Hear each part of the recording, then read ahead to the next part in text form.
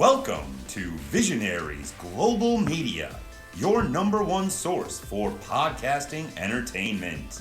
Visionaries Global Media, envisioning excellence on a global scale. This is Band From Ringside. Tonight on the Band From Ringside podcast, we have your Full Gear recap. Expect some hyperbole in that. We have your Survivor Series preview. We're going to talk about NXT 2.0. Kevin Owens continuing his heel, solidifying his heel turn. That and a whole bunch more tonight on the Band From Ringside podcast.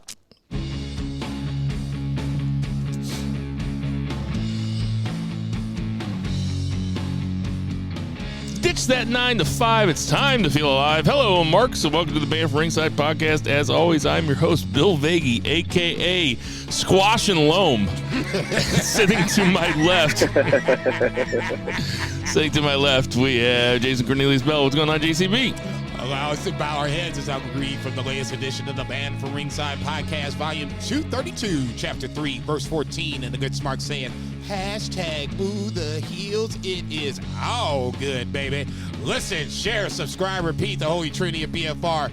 I'm not prone to hyperbole, but I will say this. I'm not like Antonio Brown. I don't have to fake and get my vaccination card. Your boy is fully vaccinated, and the card is in the glove compartment. You know, I'm a little torn on that because while I do believe in science and I do believe that people should get the vaccine and that it's safe and everything, I also really respect the fuck out of people that lie to authorities. So it's like, you know, I'm a little torn. Don't give a fuck. It's a tough line. We're not against vax. We're not against vaxxers. No. We are against those thugs. Yeah, fucking lie to your bosses, dude. Everybody out there, lie to your fucking bosses. They would have it classified up for your job if you died before they sent out the fucking farewell to you email. And out there in Portland, Oregon, we have Two Beers, Zach Pullman. BFR West in the house. What's going on, Zach? I came here to do two things. Chew bubble gum and gush superlatives about Full Gear, and I'm all out of bubble gum. Oh, Jesus Christ. He's already on the ledge. You guys are going to watch Jason become the biggest WWE defender on this podcast. The text thread has been insane of me and Zach just sucking AEW's dick. And Jason be like, hold on a second, guys. Oh, let's hold on. Did you grab the balls? We are coming at you from the windy Grab the cock ring. He's heating up. I'm dead, dude. I'm dead. I think we peaked. It's already 2 minutes. Rabbit fever in the middle of the night. All right, everybody, thanks for tuning in. It ain't getting no better than this. Like I said, we're coming at you from Windy St. Charles. I was going to tell a story about my toes and having to go to a podiatrist, but I can't follow that up. Without further ado, let's get to that 3 counts. 1, 2, 3. JCB, kick it off. Man, see, this is why I hate following this motherfucker. I'm glad you introduced me first, because when I follow this motherfucker, he sets the bar way too fucking high for everybody else, and everybody just fails in comparison. Grab the cock ring is really fucking good. That's really good. All right, let's get on track. Oh, shit. 1 count this week. Obviously, we're going to talk about Full Gear that happened in Minneapolis, Minnesota. I was a little perturbed for the fact that it was scheduled to be here in St. Louis, and obviously it moved to Minneapolis, but I will have to give Minneapolis fans their credit. They came out, they showed out, they made a good show better. They were a hot crowd pretty much from the start. I know that on our text thread that Bill and Two Beers said that this was the best AEW show of the year. I will have to respectfully disagree. Obviously, we're going to get ready to get into this. For me, the biggest takeaway, I guess, for AEW, I'm going to go with the main event, just for the simple fact that it's not even necessary for the culmination of the Adam Page storyline. I think one of the big things, why I kept saying that, I think they were just going to stick to their guns and not have Omega retain, is for the simple fact they didn't want to be like WWE. They wanted to keep our faith and our trust as fans, and they had basically built this story up to this point where now unbeknownst to me about Kenny Omega's shoulder injuries, I knew in my heart of hearts, I knew that they were going to pull the trigger. It was just how they were going to do it. As the day unfolded from Saturday to Sunday, when I watched it, I saw little bits and pieces about Kenny Omega's shoulders and how he wasn't doing so hot, which made more sense about why he wasn't defending the title or even wrestling on shows coming towards the end of his title run, neither here nor there. I thought the match was good. I thought they told the story well. The Bucks coming out and not interfering, I thought was a huge deal, to where, it was basically Dynamite was must-see TV from that point. That to me was the biggest takeaway. A lot of the matches were good. I can't say that this was the best AEW show of the year. I'm still going with All Out. Obviously, we're going to debate that as well. But for me, like I said, the biggest takeaway, it might not be the most obvious, but it's the most impactful, I guess, is Adam Page taking the title away from Kenny Omega. Two beer, let her rip.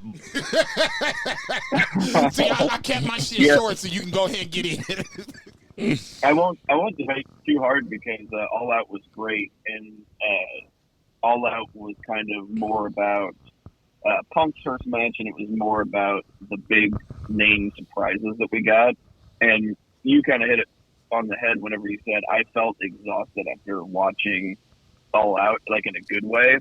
Whereas I felt kind of exhausted watching Full Gear, but kind of in a separate way, whereas I think it was just a little too packed. It wasn't necessarily like a good exhaustion. So I might give the edge to All Out as far as, best pay-per-view, but really, I mean, we're talking like tomato. They're both fantastic. But yeah, with the main event, I expected Page to win. That was my prediction. They've built up a ton of goodwill in the promotion for maintaining storyline consistency, and this was just the time. And whenever he comes out and they give him that amazing entrance where they have drone footage of Minneapolis going through the convention center, and there's Dark Order running down the tunnel, and then the drone goes over, and it's Adam Page riding a white horse through the streets of Minneapolis, and on these electronic billboards, you have all of his failures and all of his trials and tribulations on the road to redemption. And it was so perfect, and I'm like, oh, he's winning. And then Kenny comes out, and he's wearing the one-winged angel gear that he wore, or similar to what he wore when he lost the IWGP belt to Tanahashi, and they're like 5.5-star classic. And I was like, Page is winning. I was like, he might kick out of the fucking one-winged angel. That's whenever I put in a Friends of BF4, I'm like, what's the over-under that Page kicks out of the one-winged angel here? But everything was great. The wrestling was fantastic. The storyline continuity where you have the Bucks come out and you expect some fuckery because there's already been some fuckery, and he goes to do the buck shot, and Nick just lets him. And Nick's got like glassy, he's like glassy-eyed, like tears in his eyes. And he just lets him do the buckshot to Kenny, and he gets over to the other side. And Matt's like, same thing, just like completely, distraught. Resigned. Gives him that nod. Yeah, resigned. He just like gives him that nod because it all comes full circle, because that was Page's whole reason for splitting with the Elite, was he was so upset because he thought that they left him hanging because the Bucks would not come out to his corner whenever he wrestled Jericho, and they were too busy, right? And being EVPs, and he's like, you guys got this own thing going on, and that's whenever they split. And we just had this perfect continuity, and I'm trying to explain it to like my wife, and it's almost too much to like condense into like a small paragraph. And that's like the best story. This is like an epic story, and it feels like the penultimate climax, but it's not, because this is just another step in the road of the Elite storyline. So it's not the end. And it was just fantastically done. I'll say this first and foremost. Tony Khan doesn't seem to have that Vince instinct where he sits in Gorilla and decides the match ending. He changes the match ending at the very end. Tony Khan wasn't worried about Dynamite on Wednesday. Tony Khan treats every pay-per-view like it's WrestleMania, not just as a stepping stone in the story.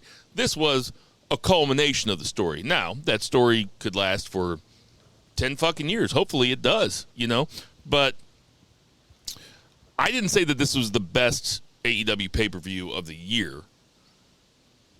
I think this is the best AEW pay-per-view, period. I think it is from front to back. It was great. The popcorn matches, and I use that term loosely because Jurassic Express versus the Bucks and Adam Cole was kind of a come down match, you know, because there wasn't as much at stake.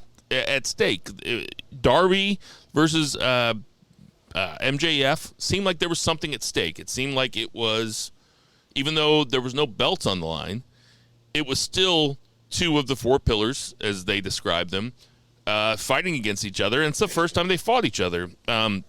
We go match by match later, or in a second, but it was just so perfectly paced, and it was just front to back, just a spectacular show. I said that Darby Allen and MJF, I gave 4.5 stars. I gave the Revival versus the Lucha Brothers 4.75 stars. You know, Punk versus Eddie, I'm going to give 18 stars. Daniel Bryan versus Miro gets 58 stars. And Hangman Page versus Kenny Omega, I'm giving 89 stars. Jesus Christ. It was just Meltzer's rolling over in his grave. It was just so much fun.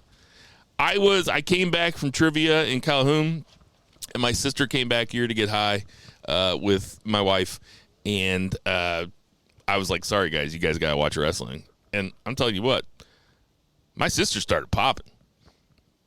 I mean, I was like explaining wrestling to her like she was Amelia Bedelia, because she basically is when it comes to wrestling.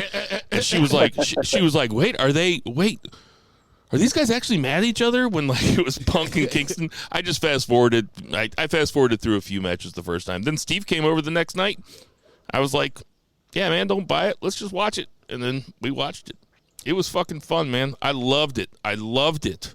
So I loved it. So I just want to rewind the tape for 30 seconds because you know we're prone to hyperbole at BFR. I just want to make sure I heard this correctly. Sure.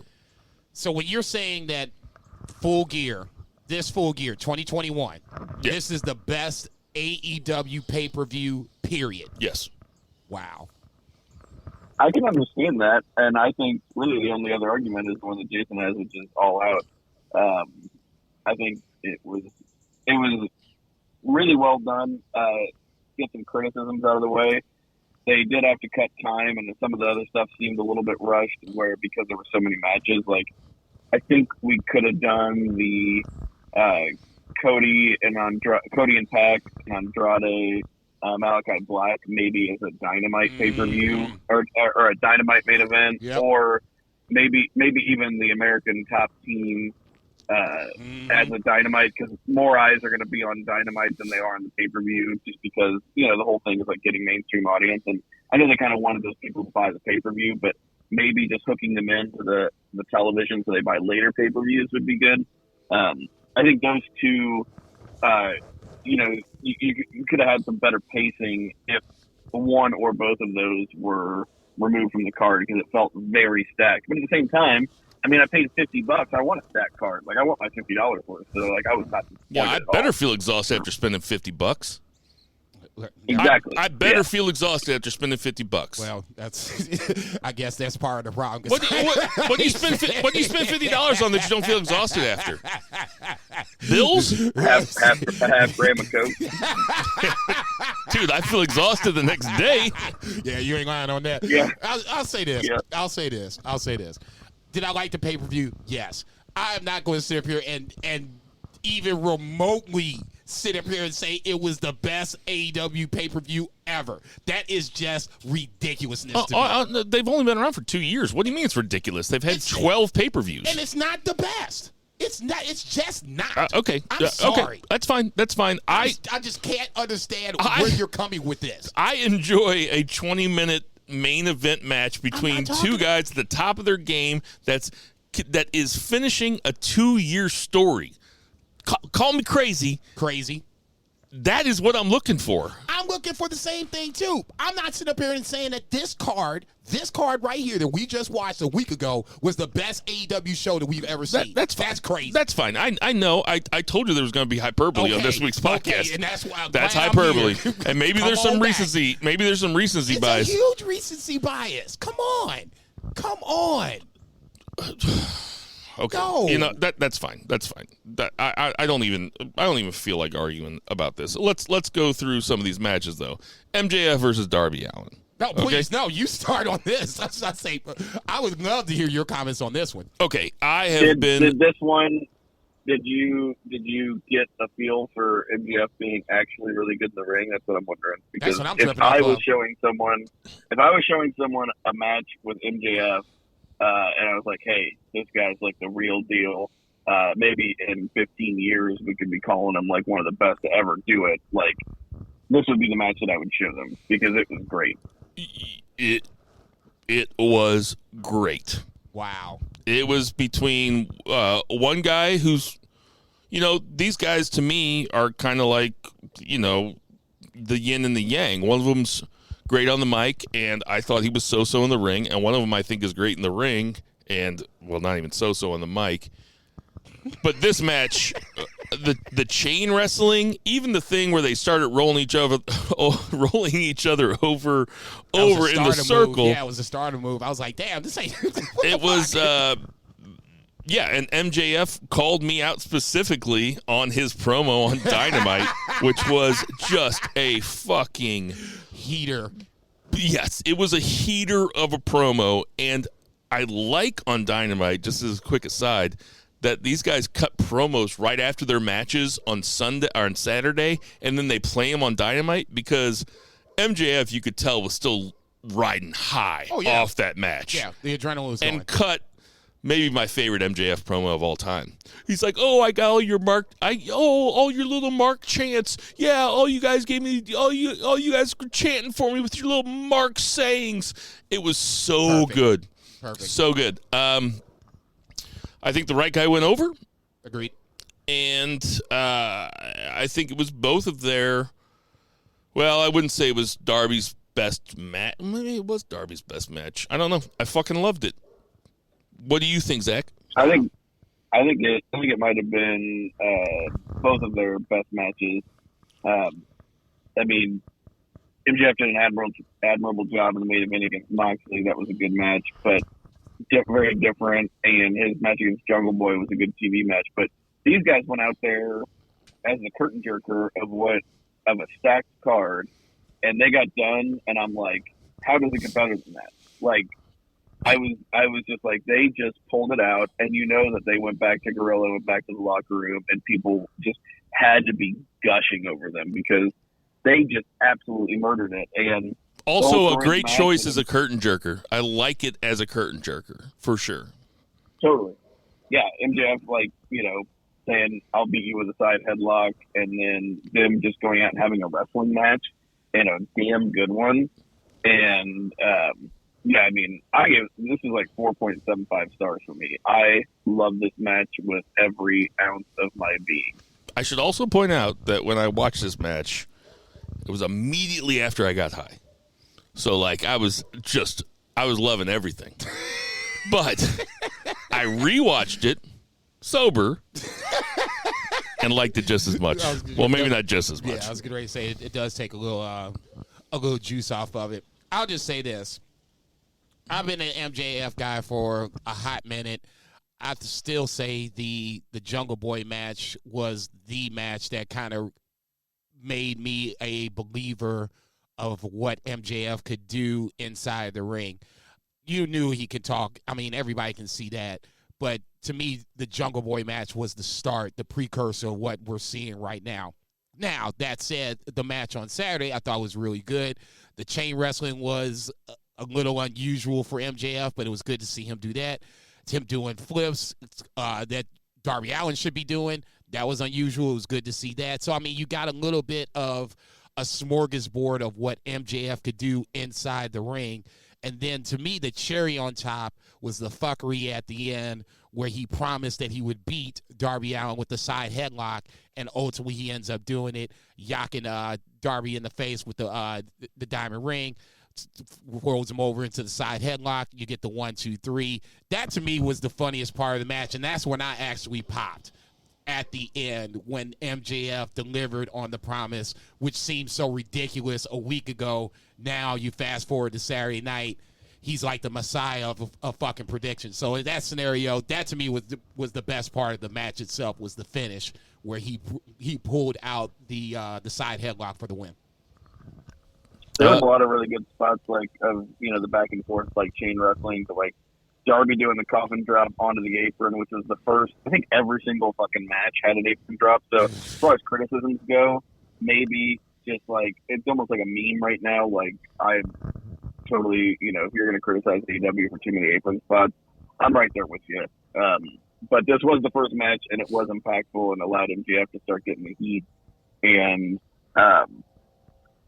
Darby's tope, I don't know that I've ever seen a harder tope. Like, Woof. Just full on, runs, doesn't even touch a rope, just hits him so goddamn hard. It's like he almost pushed him into the barricade. Yeah, exactly. It was awesome. So It's a good thing he only weighs 110 pounds. I know, right? 100%. You just couldn't do it, dude. You just couldn't. You just could not just let this shit slide. Give Darby Allin his props. Here's your flowers, but wait, take this weed with you. Now go. If there's one criticism that I have of the pay-per-view, it's that Darby Allin should be heavier. Jesus. Coming up next, we had the Lucha Brothers. They defeated FTR at 1836 to retain the AEW tag titles. Jason, what did you think of this match? We were going along well, and then they decided to get WWE on me and pull out the mask and proceeded to have a bad finish, false finish, whatever you want to call it, where I believe Cash Wheeler was the illegal man and got pinned and lost the match. Now, that said, the match itself I thought was good. I think FTR and Lucha Brothers, you can just build a ring, put it on the moon, they can have a good match. I don't think there's anything wrong with that. I think the problem with this... Can you imagine Phoenix on the moon? Yeah, no. Jesus Christ. That's a whole other podcast right there to itself. He's doing 3,600s. Right? It's like, can you come down, please? We're trying to finish the match. There's 8 other matches behind us. The finish to me was the bad part about it. I don't like the fact that they went with the mask where, you won the titles with the mask, you lose the titles with the mask. I get that part. I just don't like the execution of the booking. If FTR was going to lose, which I don't have a problem with them doing it, just do it in a more creative way. As soon as they did that, it instantly made me think WWE, and it turned me off. Match was good, finish was shit. Go ahead, Zach. Yeah, I won't disagree. The finish was too busy. I think they went a little past their peak. This is where we started. We saw some Eddie spots because, Eddie had died that night 16 years ago in Minneapolis. So it was very apropos. Oh, you should have seen me explain that. You should have seen me explain that to my sister. She was like, I was like, no, wait a minute. This is why this is cool. Let me explain this to you for 30 minutes. Go ahead. Yeah, exactly. So, Nyla Rose did the frog splash. That was the first one of the night. Mickey being in her corner, gets the pop.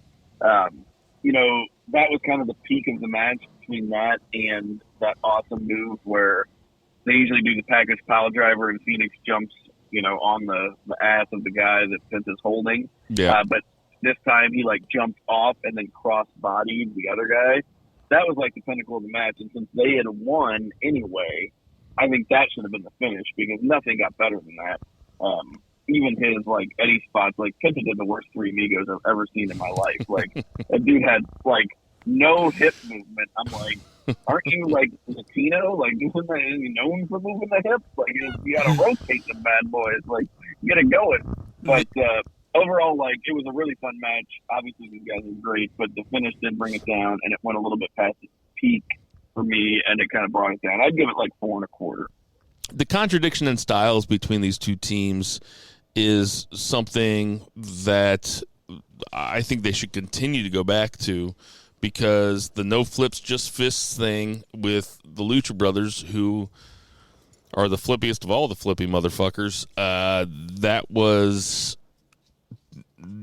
that is what pro wrestling should be. Like, it should be like, it's almost like those two teams have a problem with each other's ethos, and I enjoy the shit out of it.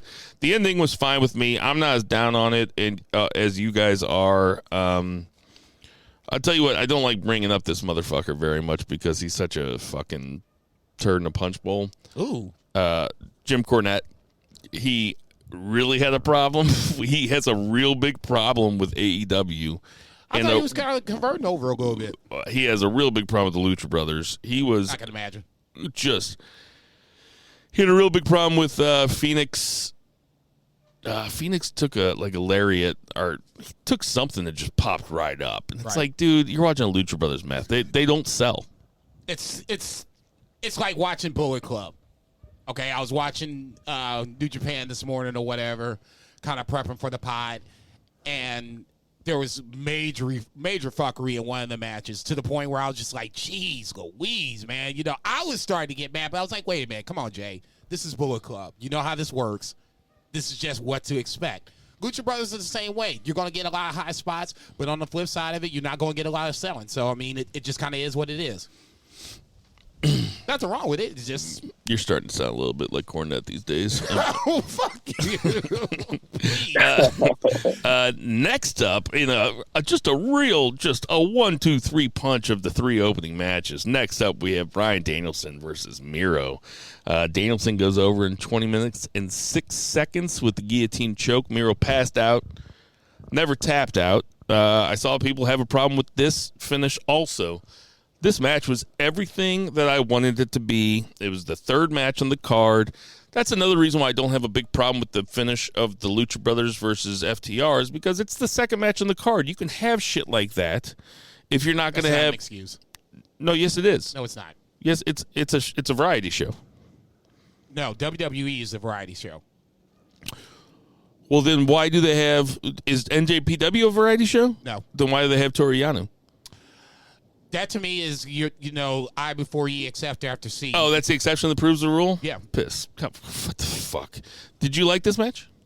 Daniel Bryan versus Miro? Yeah. I didn't have a problem with the match. To me, the ending was he was already out with the DDT. The guillotine was basically the cherry on top of the cake. It was the way to protect Miro from, not tapping out. Yeah, and they should protect Miro. Yeah, without question. Yes. I don't have a problem with that. Without question. Miro should be one of those guys in the next 12 months that should be in contention for the world title, depending on who the champion is in the next 12 months. So how many stars do you give it? I think I gave it 4. What's funny about you is that when we did the whole NXT TakeOver do-overs, you would give, Cassius Ohno versus Tyler Breeze. You'd be like, I thought it was okay. I give it 3.75. And you give this match 4 stars? What, do you want me to give you another quarter star? I mean, what the fuck you want?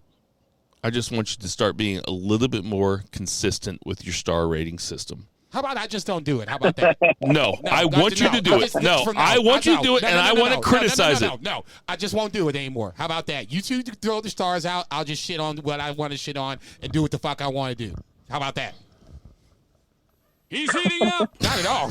I say not at all. I was going to say, I don't get what you want from me to say about this match more than what has already kind of been said. To me, number one. I want you to give it 10 stars. I'm not going to give it 10 stars. I'm just not. I thought you weren't giving stars out anymore. Whoo, got him. Zach, what do you think about this match? Whatever. Oh, you got me. Jason's getting fired up. No, I'm just... Go ahead, Julian. Tell me your thoughts on Eva Marie. No, I'm just fucking around. No, I wasn't even going to do it. I was getting ready to, but I was like, no, I'm not going to do it. I'm right, and we know I'm right. Yes, you're right. Thank you. Right. There Yes. you go. All right. Jason, what did you think about the match? I already said that. 2 beer. What did you All right, think about 2 the beer. match? That's what I meant. That's what you get. That's what you get trying to fuck with me. God, I'm all that's what you flustered. get, trying to fuck with me all the time. You're very intimidating right now. Angry black dudes scare the shit out of me. Whatever. Please. Get the fuck out of here. Please back away. I've already called the police. Zach, what do you think about the match? It was really good, and like this is like kind of where I was like, holy shit! I'm just like, geez, Bill Turn, this thing is firing on all cylinders. I was like, where is the come down period? Because I mean, even though I had some criticisms about that FTR Lucha Brothers match and the way it ended, there was amazing action like throughout. It was just nonstop awesomeness, and this match was just fantastic. I mean, you can tell. I mean, Daniel Bryan just gave Miro so much and just sold so much, made him look like the monster that he is. And hell, if it was up to Daniel Bryan, he probably would have fucking lost the match. He'd have been like, "Nah, Miro should just fucking beat my head in for 20 minutes and then he pinned me." Like that's just like Daniel Bryan's like idea, you know, like right before he left WWE, just putting everybody over, you know. So it was real good. I liked it a lot. I'd probably give it 4.5 stars.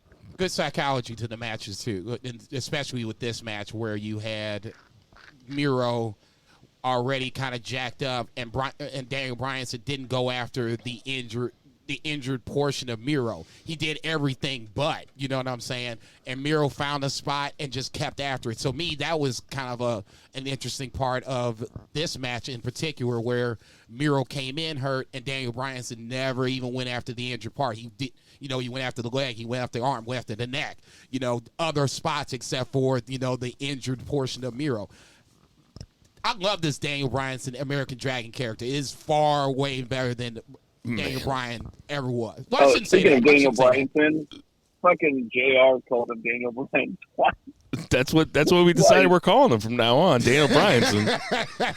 I know, but he called him just Daniel Bryan, and yeah. then like Excalibur would have to correct him, and then he almost had Shivani doing it because like he did it twice in a row, and then Shivani said Daniel son, like he threw the son at the end just because he realized like what he was about to do. Like, I mean, I'm not one of those like JR put out the pasture. I misspeak all the time. We all misspeak.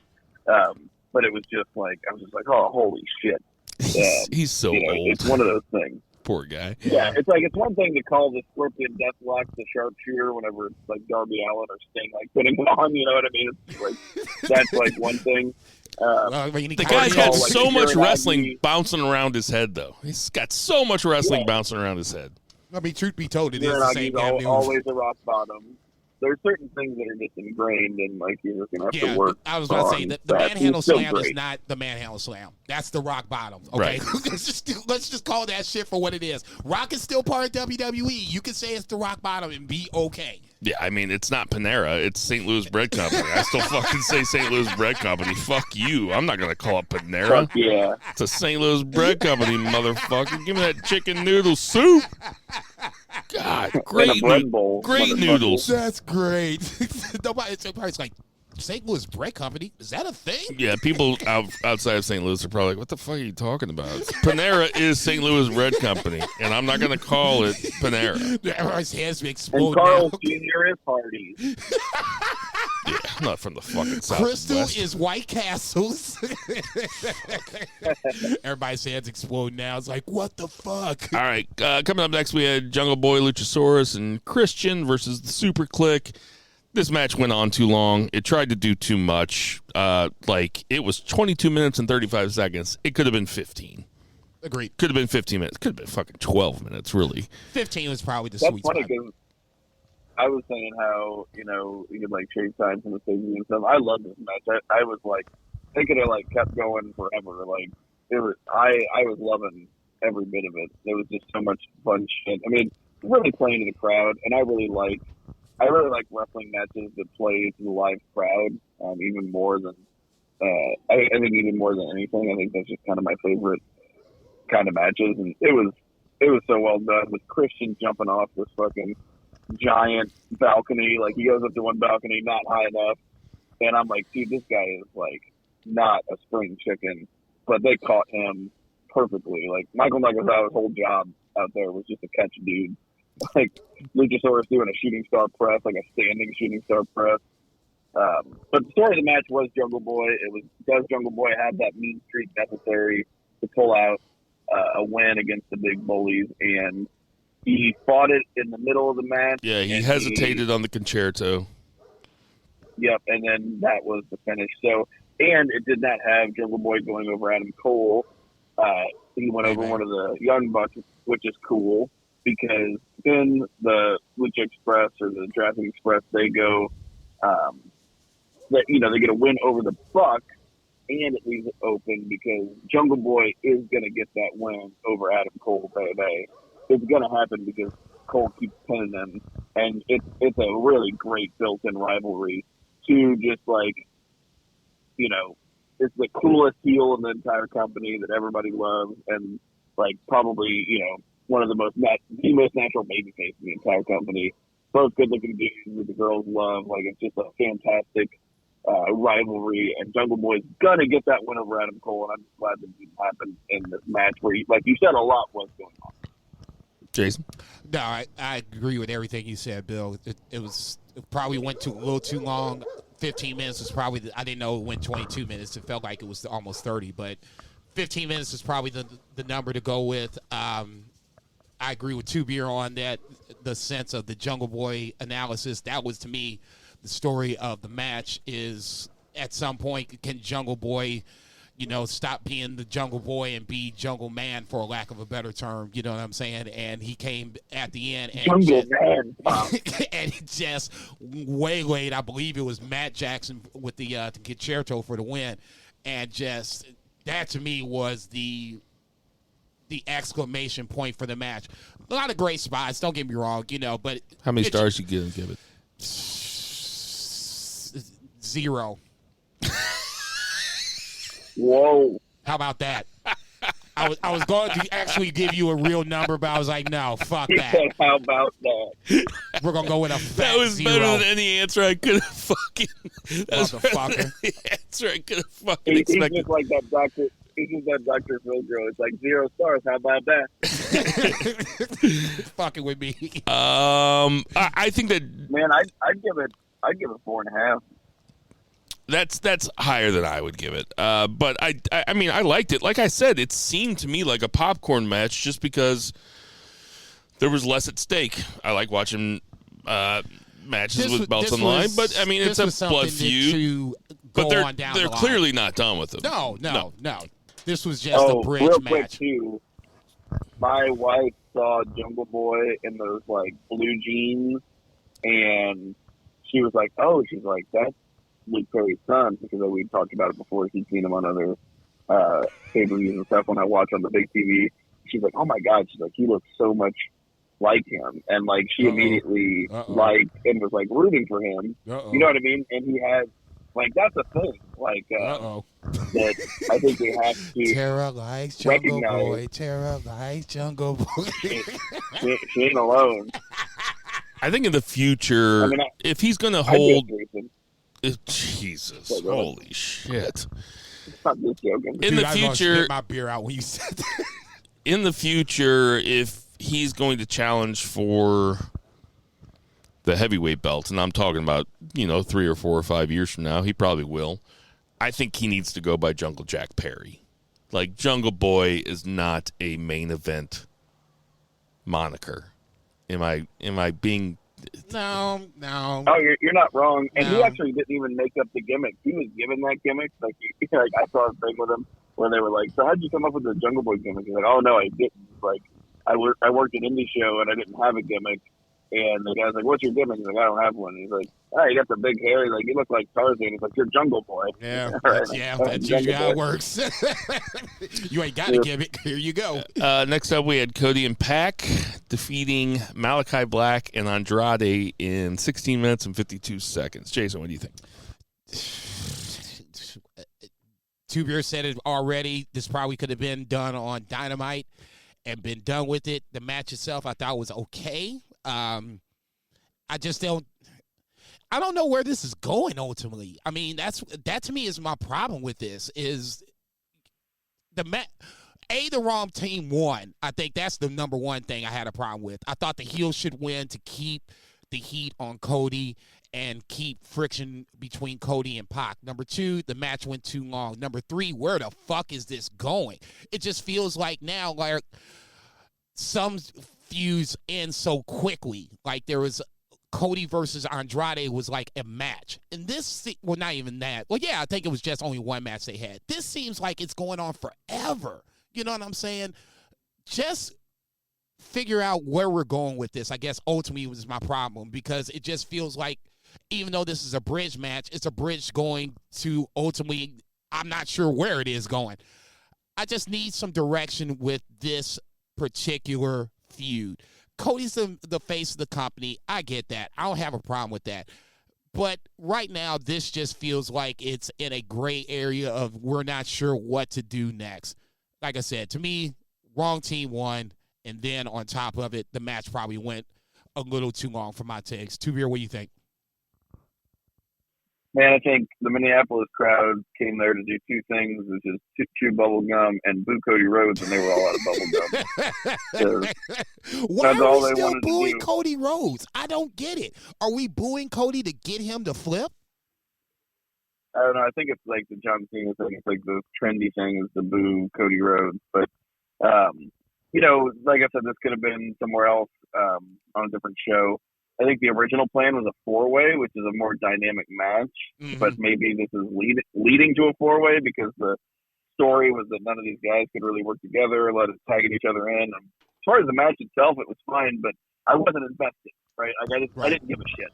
I like all of these guys a lot. Like all four of them individually, I love, but I didn't care about anything. I had nothing, no skin in the game, right? So This is kind of where I'd had almost like an hour and a half of fucking amazing wrestling, and I was like, just like fanning myself, like, whew, all right. And this is kind of where I went up and went to the bathroom and, you know, like kind of reoriented, you know, grabbed another beer. That's actually, I think this is when I went to my room and got an edible, so I needed to be like on point for the main event here. I had to have that kicking in by then. So. No, but I totally agree. If there was a popcorn match or a bathroom break match, this was the match that I cared least about. And that's when, you know, I got the Red Bull, I got my head right, got a little weed in me. You know, it was like, okay, let's finish this thing on up. This was a match that it could have easily been on Dynamite, and I still don't understand why they felt like they had to put it on the pay-per-view. Up next, I can't add anything to that. I mean, less time we spend on this match. I mean, it was just kind of, it was there. Tay Conti versus Britt Baker. Zach. Man, the greatest ass versus the most ass. That's really the story of this match here. Like, I was just like, man, I was like, this match is okay. Her ass is amazing. And I'm like, this match is okay. And then she did a moonsault. I was like, ooh, all right. I was like, that was pretty funny. She did the whole, like, sign of the cross where it was like sometimes people do it for effect, but I think she was actually praying. Please, guys, let me pull this off. Did not. Yeah. But this match was fine. Also, this is kind of where, you know, we're in the middle of the pay-per-view, start setting a lull. I had no concept that Tay Conti was going to win the title. Maybe sometime. She's fantastic. She is much improved. This is not the time. So I wasn't super invested in this either because I didn't expect her to win. So this match was also kind of there. Yeah, I thought it was good. I mean, I think that it gives Tay Conti a little bit of rub, challenging for the title. It's certainly not her time yet. Britt Baker was going to carry this until probably Thunder Rosa or Ruby Soho takes it off of her. Probably more likely Thunder Rosa. Yeah. The match was good. Britt Baker is a fucking star. Tay Conti is very attractive and good in the ring. I mean, I'm a red-blooded American male. Yeah, true story. Tay Conti. I just can't believe they dropped the ball so hard on her, like with NXT. Like, I mean, you have an actual legit shooter who is just 100% beautiful. Like, I mean, like my wife walks by and she's like, "That girl is beautiful," and I'm like, "Yeah." You don't even have to like. It's like a no-brainer, and they're like, "Nah, you just go to the competition now and be a star." Dude, and I'm not going to sit up here and say I disagree with you on that. I'll just say this. The Tay Conti I remember from NXT ain't the same chick that I see on AEW, okay? Which is even more of an indictment because, like, she just left and, like, was in a place to flourish where, like, she was supposed to be in a place where she was there to learn and get better, and she just didn't. Okay, but how many, and this is, long before the rash of WWE releases that we've seen throughout the, the history of the pod. I mean, Tay Conte was not really going to get over in that WWE time. If I'm not mistaken, that WWE time was loaded. I mean, with a boatload of stars, and Tay Conte was kind of like enhancement talent at that point. It's not a knock against Tay Conte. A boatload of women stars, too. Right, yeah. More so to my point. Yeah. It's not Tay Conte's fault. It's just more on the lines of, we have these 3, 4, 5 other women that are so much better. Where can we fit Tay Conte in? And they just couldn't. So, in that scenario, I don't have a problem with WWE releasing Tay Conte because, I mean, ultimately it worked out better for her. And that's ultimately what it's all about. It's about the talent. The companies are going to ultimately, somehow, some way stay on path. The talent is what I'm always worried about. Tay Conte has gotten way better, way more exposure than she ever could have been in NXT. Totally agree. Next up, we had CM Punk versus Eddie Kingston. This one woke the crowd back up, which is, I mean, that's why you have, those popcorn matches in between so that something like this still fucking pops off. Yeah. And this crowd, Jason alluded to it, this was a spectacular crowd. And it makes a big difference when the crowd is good. Now, as an aside, I just watched SmackDown this afternoon while I was feeding the baby, and SmackDown had a really good crowd too, and it made that King Woods versus Roman Reigns match way more interesting. Than really good, really good. But we'll get to that later. My point is that the crowd makes a huge difference, and every AEW crowd is hot as fuck because they're giving all of us fucking neckbeards something to fucking root for. What's a neckbeard? A fucking hipster. It's like a funny name for a hipster, I'm not calling you a neckbeard. Hold on. It's like me. Let me mute Zach. I'm talking about people like Zach. Okay, got it. Yeah, okay. Yeah. No, it's accurate because, like, my beard is not very full on the cheeks, right? Like, I would not have to shave, but it's very full on the bottom. So it's full enough. Okay, neckbeard, got it. I think if you, like, pour heavy cream on my cheek, you could probably have a cat just lick off my beard. It'd probably work that way.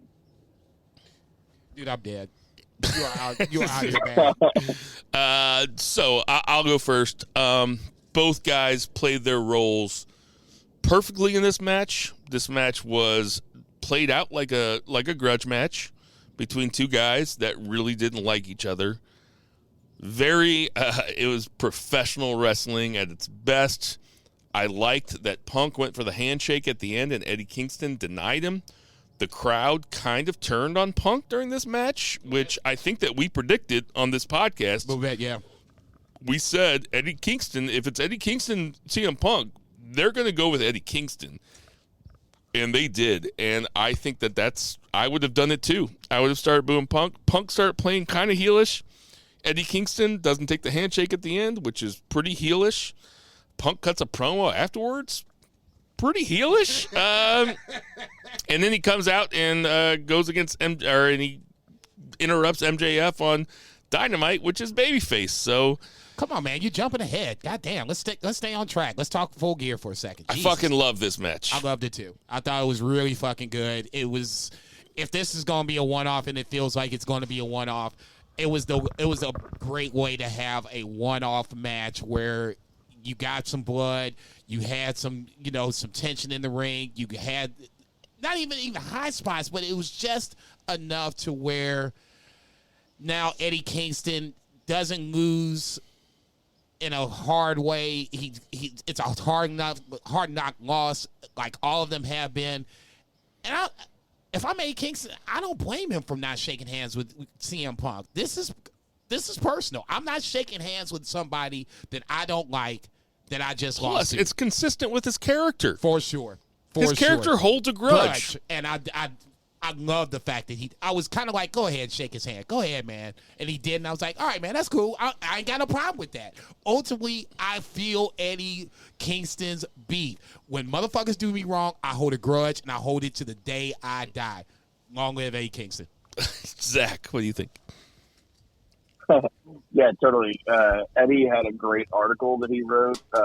It was in, I don't know, maybe Players Tribune or something, if I remember correctly. Yeah, you didn't get to talk about it last week. I know you were pumped about it. It was great, man. I posted on Friends of BFR, retweeted on Twitter. Just a super eloquent dude. His whole persona is that he is a tough guy, right? Like, if you think of Eddie Kingston, the character, tough guy, right? And that's exemplified in his, like, kind of life story. But he's also that tough guy that's not afraid to talk about sensitive issues, you know, like mental health and being down and needing a hand up. And just his whole road to getting to where he's at is incredibly surreal, and I encourage everybody to go read that article. But this match is great, and just him opening with that back fist where he just, like, seemingly knocked Punk unconscious and just laughed about it. Oh, my God. I popped so hard. I was like, oh, this is going to be the exact fucking match that I want. And they gave everybody the exact match that they wanted. And that shit was before the match even started. You know what I'm saying? Yeah, before the bell. You got Eddie laughing at Punk, and he's on the ground. I'm like, uh-oh. Yeah, this is going to be on. Yeah, and it was that one did not overstay its welcome. It was 11 and a half minutes. I needed it to be longer. Yeah, it was about the best fucking 11-minute match you'll fucking see. I completely agree, except for Steamboat Savage, which was, I think, only like 10 and a half from WrestleMania 3. That was only 10 and a half minutes? Everybody talks about that match being like the greatest match. I've gone back and rewatched it recently. It's not very long. It's less than 11 minutes. Watch me be we're wrong. kind of like, you see my face over here, Mike. You're like, you just ruined Christmas for me at this point, because I'm thinking it was like a 20-minute barn burner. Yeah, I mean, it was a barn burner, but like they had all the spots in a notebook and numbered, and like Savage would like, I've seen what's that. number 68? Right, you know? I've seen that. I'm just like, I guess I'm just stunned that it was only 11 minutes or 12 minutes, whatever it is, versus the 20 that I thought it was in my head. Yeah, we're just so conditioned to those New Japan 30-minute matches that, Ghetto thinks it's not great if it doesn't go at least 28 minutes. Right. I bet that guy fucks like a champ. Inner Circle against Men of the Year in America's American Top Team in 19 minutes and 52 seconds. Jericho pins Dan Lambert doing the frog splash as a tribute to his old friend, late friend, Eddie Guerrero, who I guess it wasn't his birthday. It was the day that he passed away. Yes. Yeah. So the day that he died in Minneapolis. And he's late because he's dead, not because he's Latino. That's not a stereotype that exists. He meant late because he's dead. Jason's hitting the weed, but he's shaking his head. Wow. This match lasted a little too long. You know, you don't have to have these matches last this long, especially on a loaded card like this. It wasn't long, especially because it started out as a tag match, and then they just eventually just were like, we're not tagging anymore. Nope. Yeah, I know. Man, that pissed JR off too, man. JR hates it when the rules ain't followed. I like this match. We all picked the Inner Circle. I should say right now that we picked everything. All three of us, we picked everything all the exact same, except I took Eddie Kingston. Don't know what I was thinking. That was probably after I got high. But don't blame me. That was the only one I got wrong. Besides we picked the Super Click, all three of us, and all three of us picked Malachi Black and Andrade. This match, did what it had to do. Could have been 5 minutes shorter. My biggest problem with this match was the Sammy Guevara spot when he came off the ladder. And it's not even the fact that he came off the ladder or anything like that. Aubrey, what's her last name? Referee Aubrey Edwards. Thank you. She helped Jericho hold the ladder down. so Sammy can come off the ladder. I missed that. I don't even care that you're holding the ladder down. She can't be holding the ladder down. I agree. Take anybody else. I agree. Okay? From there, that's when I'm just like, come on now. Now we're just really... It fucks with your suspension of disbelief. Right. Yes, I get it. Okay? That's all I'm saying. It's like it's like if you're watching a movie and you can see like the camera slip into the shot or something. Yes. Okay, now you're fucking with me a little bit. I get it. And that's all You I'm see, at. you're watching a porno and you see the cameraman taking a drag off a cigarette. You're like, ah. Or I'm hearing the camera itself. Okay, can you just settle down in the background, please? We got some action going on over here. That took it away. I didn't even have an investment into this match. And then it just kind of drug a little bit. Andre Arlovski, God bless him. But you are not ready for primetime TV. Junior Del Santos, he can wrestle on AEW right now. Andre Arlovski, you need to go back and sit down someplace. Okay, they were putting people in places they didn't have any business being in. You take that.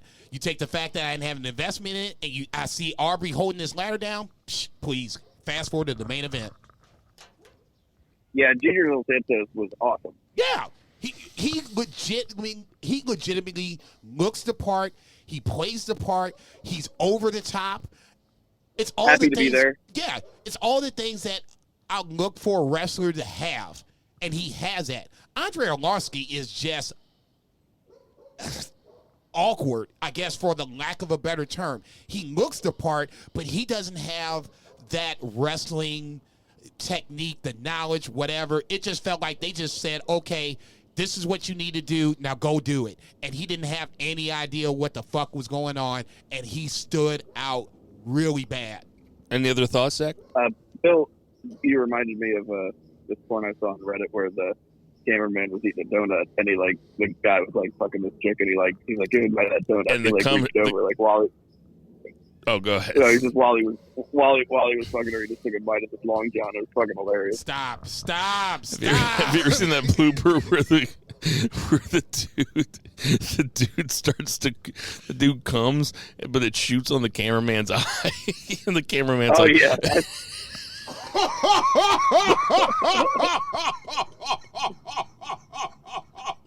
Hazard pay like nobody's. I just forgot about till right now. It's like he's like, get it off me, get it off me. But he's holding the camera with both hands, so he can't get it off him. That camera's going down. You kiss my ass. I'm fired. Yeah, I'm fired. Yeah, nigga, I'm fired. I'm getting this shit off my Before we get to the main event, AEW announces its new signee, which is Jay Lethal, who seems to be, the first. Let me say this: AEW could do better with black wrestlers. And the defense for AEW is always, well, they don't have a guy that they can really put into a main event type slot. Jay Lethal is that dude. Now, I know that Jay Lethal has had some speaking out problems. I'm certainly not ignoring those, but I'm just going to talk from a wrestling perspective. Jay Lethal is probably the biggest wrestler in the world that has never fought in WWE, AEW, or New Japan. I don't think he's fought in New Japan. I don't think he's fought in New Japan. I mean, he's a Ring of Honor. He did ROH. He did ROH. He's an ROH guy and a TNA Impact guy. But that's a good get. It is a good get. I was honestly, and he's a main eventer. I was surprised that, I guess, that he signed with AEW. I kind of thought he would go towards Impact. It felt like more of the ROH scene, but maybe he's just done with ROH and the independent scene. Shouldn't say independent scene, but unfortunately ROH was a lower tier corporation. I don't have a problem with it. The speaking out movement problems aside, Jay Lethal is a good get. Now, if we're talking still straight wrestling, is he a main event guy? there's where is the problem with getting Jay Lethal or Bray Wyatt or anybody else from this point. This fucking roster is so loaded. You can take away Kenny Omega and they're not gonna miss a beat. Yeah. That's crazy talk. If you took Roman Reigns away from WWE right now for 6 months, that shit would implode so quickly it would make your head spin. That's my problem. Well, with it doesn't have to, but they wouldn't do the work to make it good. We saw that. Implode. We saw it happen. It did implode because that machine just keeps going. Yes, it wasn't. Bray Wyatt became but champion. It's not as good. Braun Strowman became champion. Right. What Zach said is right, though. It's just not as good. AEW can do this, and it can be just as good. Because I would watch Paige versus Lethal. Yeah. Of course. I guess here's my I'd problem. watch Lethal versus Punk. Without question. I guess to address the black wrestlers aren't in the main event scene, you can elevate Jay Lethal to the main event scene if you want to. I just don't expect anything to come from it, if that makes sense. So you don't think that Jay Lethal will ever hold the AEW World Heavyweight title? No. I don't think so. I think he's a credible contender. I think he is kind of Sammy Guevara. Perfect example. Yeah. Him and Sammy had a really good match on Wednesday night. He was for an open challenge. He was a credible open challenge contender. Right guy went over. Yeah. But now, if we're just talking Jay Lethal, now what do? He can run off like 12 or 13 wins. You can elevate him up to Paige. He'll lose to Paige. Yeah, I think he's really there. So for whenever I saw that they signed him, I thought it was a good get. He's a good talker. He can definitely work a great program, a main event program. I think he's there much more in the Christopher Danielson type role where he's that veteran dude where he can help these young guys. He can elevate them. He can be a locker room leader, people to go to for advice. And at the same time, whereas Christopher Danielson was just done wrestling for the most part, he did that run with SCU, but he was just like, nah, I'm going to sit back. He's the head of talent relations. I think Jay Lethal's a guy that can give these guys some good advice, especially because AEW is open and they're allowed to work indie stuff, kind of teach them how to get over in a variety of different formats, but he can also still go. For me, it was like a signee that they don't necessarily have, title aspirations for, but he's there to be a support net for the younger talent. I might regret this a year from now, 2 years from now, but I see Jay Lethal as AEW heavyweight champion before his run is done, probably in the next 2 or 3 years. Now, MJF, Punk, Bryan Danielson, yeah, Miro, yes. There are guys. Adam Cole, baby. Yeah, you might want to go ahead and retract that statement. Well, I already said it. Like, I would look like a pussy if I retracted it. You can be a pussy. No, I'm not going to be a flip-flopper. Even though flip-flopping indicates that somebody is capable of change and listens to different arguments, it would make me look weak. Okay. So I am not flip-flopping. I'll give you 5 minutes. That's why John Kerry became president in 2004. What? Yeah, because he said he'd never flip-flop. He didn't become president, dude. What? Yeah, newsflash.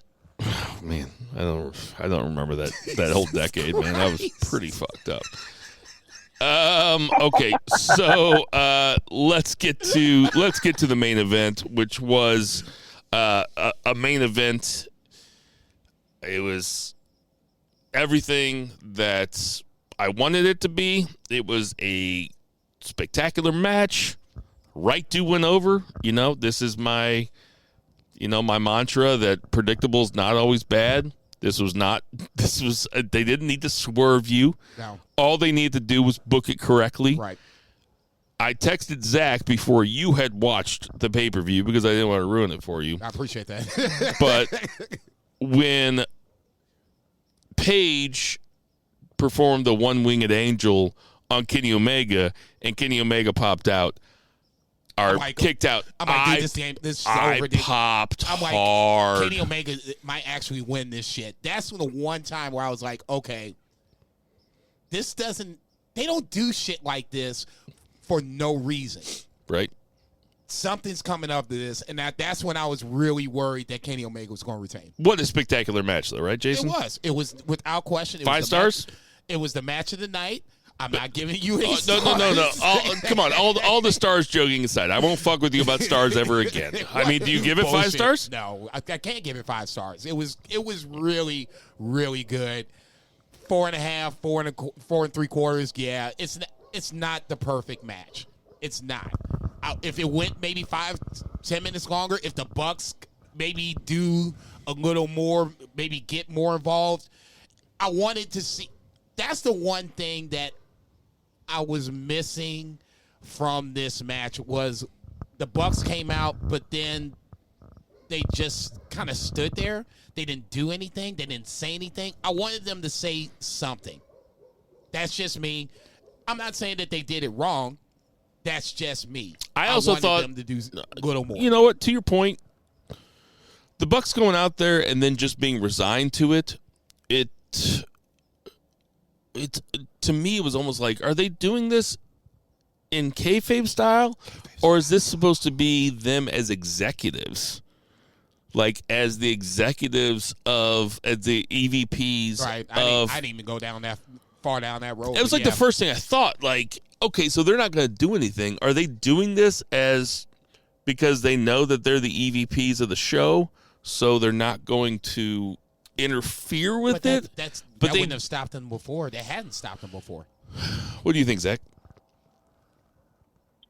Yeah, it's an interesting dynamic. I thought that I actually bolstered like my view of this match because of that, because it played into the storytelling so well. And, like I already gushed about it here at the beginning, but that increases like notches in my star rating. I would give this like a pure 5 stars.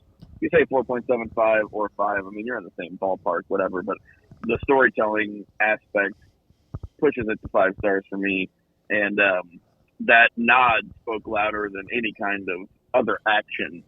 I thought it was just a perfect, subtle nod, right, to the 2 years of storytelling. And yeah, exactly. Okay, and I guess, sorry to cut you off. I guess there's just kind of leading into Dynamite a little bit. I guess there's my problem with it where it was like, okay, go ahead and do your thing. But then Kenny is like, I didn't see the match, so I'm not sure what happened. So, I mean, when Kenny sees the match and sees the Bucks not really trying to help him out, obviously, you know, that this is going, you know, months down the line, but that's, I guess, where the problem for me is, and it's a real small, minute problem is, you know, my best friends are here. I'm leaving you in control of the Elite, but you didn't help me out in arguably my biggest match to date. Neither here nor there. Like I said, it's not the end of the world. It's not FTR putting a mask on. It's just, you know, me like, okay, really? Okay, y'all gonna let this motherfucker just get his head taken off? On Dynamite, it looks like the only problem with the Elite that Omega has is with Adam Cole, baby. But I can't say enough about this match. No, I fucking loved it. It was a great way to end a 2-year run for Adam Page. And we just don't get that very often in American wrestling. You don't, yeah. We never get it in WWE. We get it in NJPW sometimes. But 2 years is, even for New Japan standards, is a long time. But good for them for being able to land the plane. I mean, good for Tony Khan. Good for that whole crew, man. Like, it was fucking... This was the match that I was looking forward to the most, and it delivered in ways. When the Bucks came out, I was like, oh, shit, it's on. And like I said, when they didn't do anything, as much as I was confused by it, Tubular said it best. It enhanced the match that much more. Anything else to add after the pay-per-view, Jason, if you had to give it a grade? B+. Zach, if you had to give it a grade? Flat A. My high school didn't give A+. You could only get an A. That was the highest you can get, so I'll give it an A+. Niggas just don't give a fuck Fuck about you, rules. Deshaun. Fuck you, Duchenne. We're like sitting like 2 blocks away from Right? Duchenne, too. They can hear Prodigal you. son, come home. Let's get to that 2 count.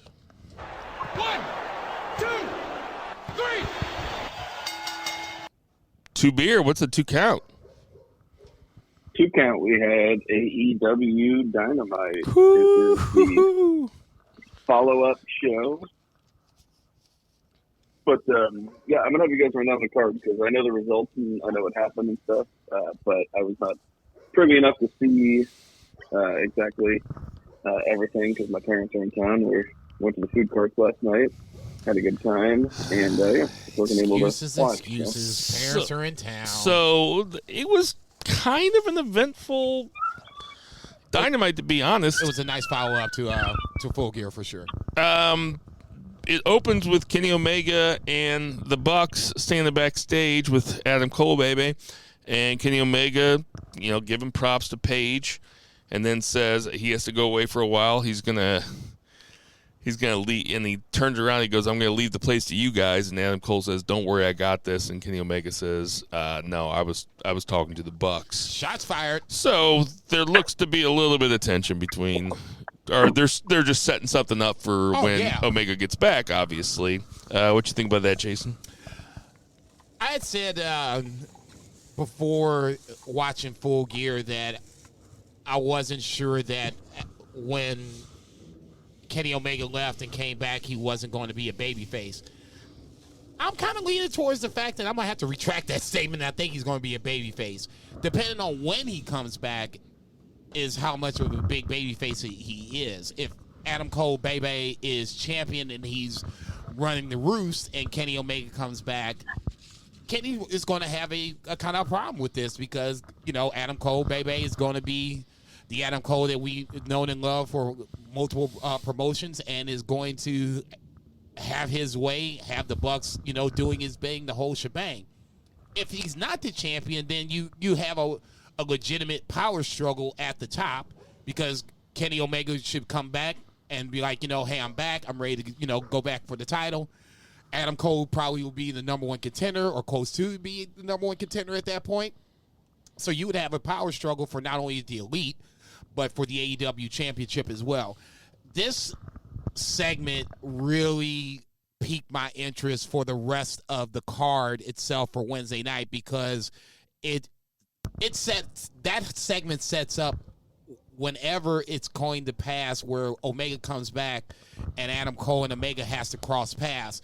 That's their match, and they just gave you the seeds planted in the first 30 seconds of Dynamite. Zach, thoughts? Yeah, totally. It is good to see, more trials and tribulations with the Elite. It's not just one big happy family, and of course, big egos are going to clash, and you can't be the top of a company without having a big ego. And even though such a big ego. Kenny and Adam Cole seem to be salt of the earth dudes, like outside of wrestling, right? You're gonna have some clashes there, and it only makes sense because you don't want these guys to be friends. I want to see Kenny Omega wrestle Adam Cole. I want to see a healthy Kenny Omega wrestle Adam Cole real bad. And, it's totally cool. We got little Bobby Fish action, now. Well, it seemed like, previously Adam Cole was going to leave Bobby Fish and lay in, but now they're like bros and they're going to be in a tag match. So, just adding more fuel to the fire here. And, I hope Kenny goes and gets rested up so that he can come back and be the best bout machine, especially because we got Okada's name being dropped every 5 times every Dynamite. So, yeah, lots of Okada talk. I'll say this. If Kenny Omega was, let's just say 75% of Kenny Omega for the last 2 or 3 months of his title reign, that's scary, dude. He didn't look like he missed a fucking beat. I'm just now realizing that Kenny Omega was hurt and hurt for an extended period of time for his title reign. That motherfucker never missed a beat. It never looked like he was anything wrong with him. It never looked like there was something that was physically ailing him. He came out. Apparently he had vertigo too. I heard that. That shit's crazy. He was having to me. like 5-star matches, and the ring was spinning. That's insane. That shit. Okay, what's old girl's name that left the Olympics this year because she had vertigo? Simone Biles. Okay, thank you. Like she Kenny left Omega because is of still anxiety too, not just vertigo, but yeah. Okay, look. Simone Biles has got the whole world watching her, literally. I'll give you that. Good time to step away. Kenny Omega is not necessarily having the whole world watching him, but, I mean, he's still got a million plus people watching him at any given point, and he still has to perform like this. Man, please. I'm not saying that Kenny Omega is going to be my Wrestler of the Year, but if he is, that's a point for him being Wrestler of the Year. Working through injuries and through vertigo to have great fucking matches time after time again, please. Rest of the year is going to be he's a one of weird one this year. three. No, it's one of three guys. One of three, and him Omega, just knowing that Reigns, Shingo. and Shingo. To me, that's the one of three guys. Yep. Okay. Those are the three. Next up, we had Adam Page comes out and cuts his first Victory promo lap, as champion in Virginia, where he's from. They National Cowboy Shit Day. They were in. I was kind of know about this shit. I was kind of not very cool with the Dark Order being out there with them. I know, like, I just feel like the Dark Order they dim his star a little bit. You said that on Twitter, and I didn't trip off of that. But when you find out what came next, so then Bryan Danielson comes out. Bryan Danielson, I mean, what a fucking! He is such a genius. He is such a genius that he turned heel by using the word WrestleMania. I was like, uh-oh. And everybody started booing him, and then he was a heel. Then all of a sudden he was a heel. That's how good that dude is. He was being heelish. Up until he was kind of being heelish. Up until he said WrestleMania. And he said WrestleMania, AEW lost their shit. And Bryan Danielson picked that up and ran with it. Oh, yes. And he took that segment the fuck over. It was fucking beautiful. And I love that Danielson is now a heel. Yes. Like, because then he goes out and he beats Evil Uno, and then he cuts another heelish promo, and he said until Adam Page wants to fight him, he's going to run through every member of Dark Order. And then I was like, okay, well, now it's cool that Dark Order's out there because they're telling a story. You know, it's like the 5 labors of Jericho, right? It's the 10 labors of the Dark Order. I fucking love it. I'd love it. Go ahead, Zach. It was great TV. Go ahead. No, I think it makes sense. I kind of see where you're coming from because Page being connected to the Dark Order, the whole idea is to bring the Dark Order up. And I can see where you might think that it's bringing Adam Page down because they are not a premier act. They're a fan favorite. People like them, but they are mid-card acts. And but with this, it totally makes sense because, you're not just going to jump. This is a money match, Bryan Danielson versus Adam Page. Oh, yeah. You're not just going to throw it on the very next Dynamite. Just because Danielson said I wrestled WrestleMania and then I defended my title the next night. Dude, it's not going to happen. Damn. So he said just WrestleMania. So That's good. what I was stuck on. He said some WWE shit on AEW. I was like, good. Oh man. my god. My cats are like, what's wrong with you? They don't pretend like they're the only act in town. Right? WWE would never do that because they don't acknowledge anyone else. Right. And it's just like you said, it's absolute genius because how do you, as Bryan Danielson, who everybody loves, how do you get heat? You fucking talk about the thing that these AEW diehards hate the most, and that is WWE. Yeah, man. And they know that you're from there. And they lost it. It was literally a clinic of how to work a crowd. In fact, I'm going to say it right now. When the Beefers are coming out, we're talking about heel turn of the year. Bryan Danielson just saying the word WrestleMania and turning heel on that. It might be the smartest heel turn I've ever seen. Okay. I thought you were going to say promo of the year. Okay. No, not promo of the year. But speaking of promo of the year, MJF. Oof. Then they show this MJF promo that he cut right after his match with Darby Allen. Hot. It was a hot promo. You mean VKM 2024? No. He was going to say that was the second promo. That Yeah, was the promo. that was the second one. The one that we're talking about was literally. It was backstage. After the match. He was still bleeding. Holding his knee or whatever. He was holding his knee. He goes, I don't know what's going inside of my knee, but I know what's going on inside of my brain. And oh god, Dude. it was such a good promo, and it felt like he was cutting the promo on me. Because I was one of the ones that I was like, all he can do is talk. And he held up his water bottle. He's like, you think I can just do the stick? And he was like punching the water bottle. I'm like, oh, he's losing it. Yeah, man. It was a tremendous promo. I don't know if it's promo of the year, but I'll certainly remember it. Oh, yeah.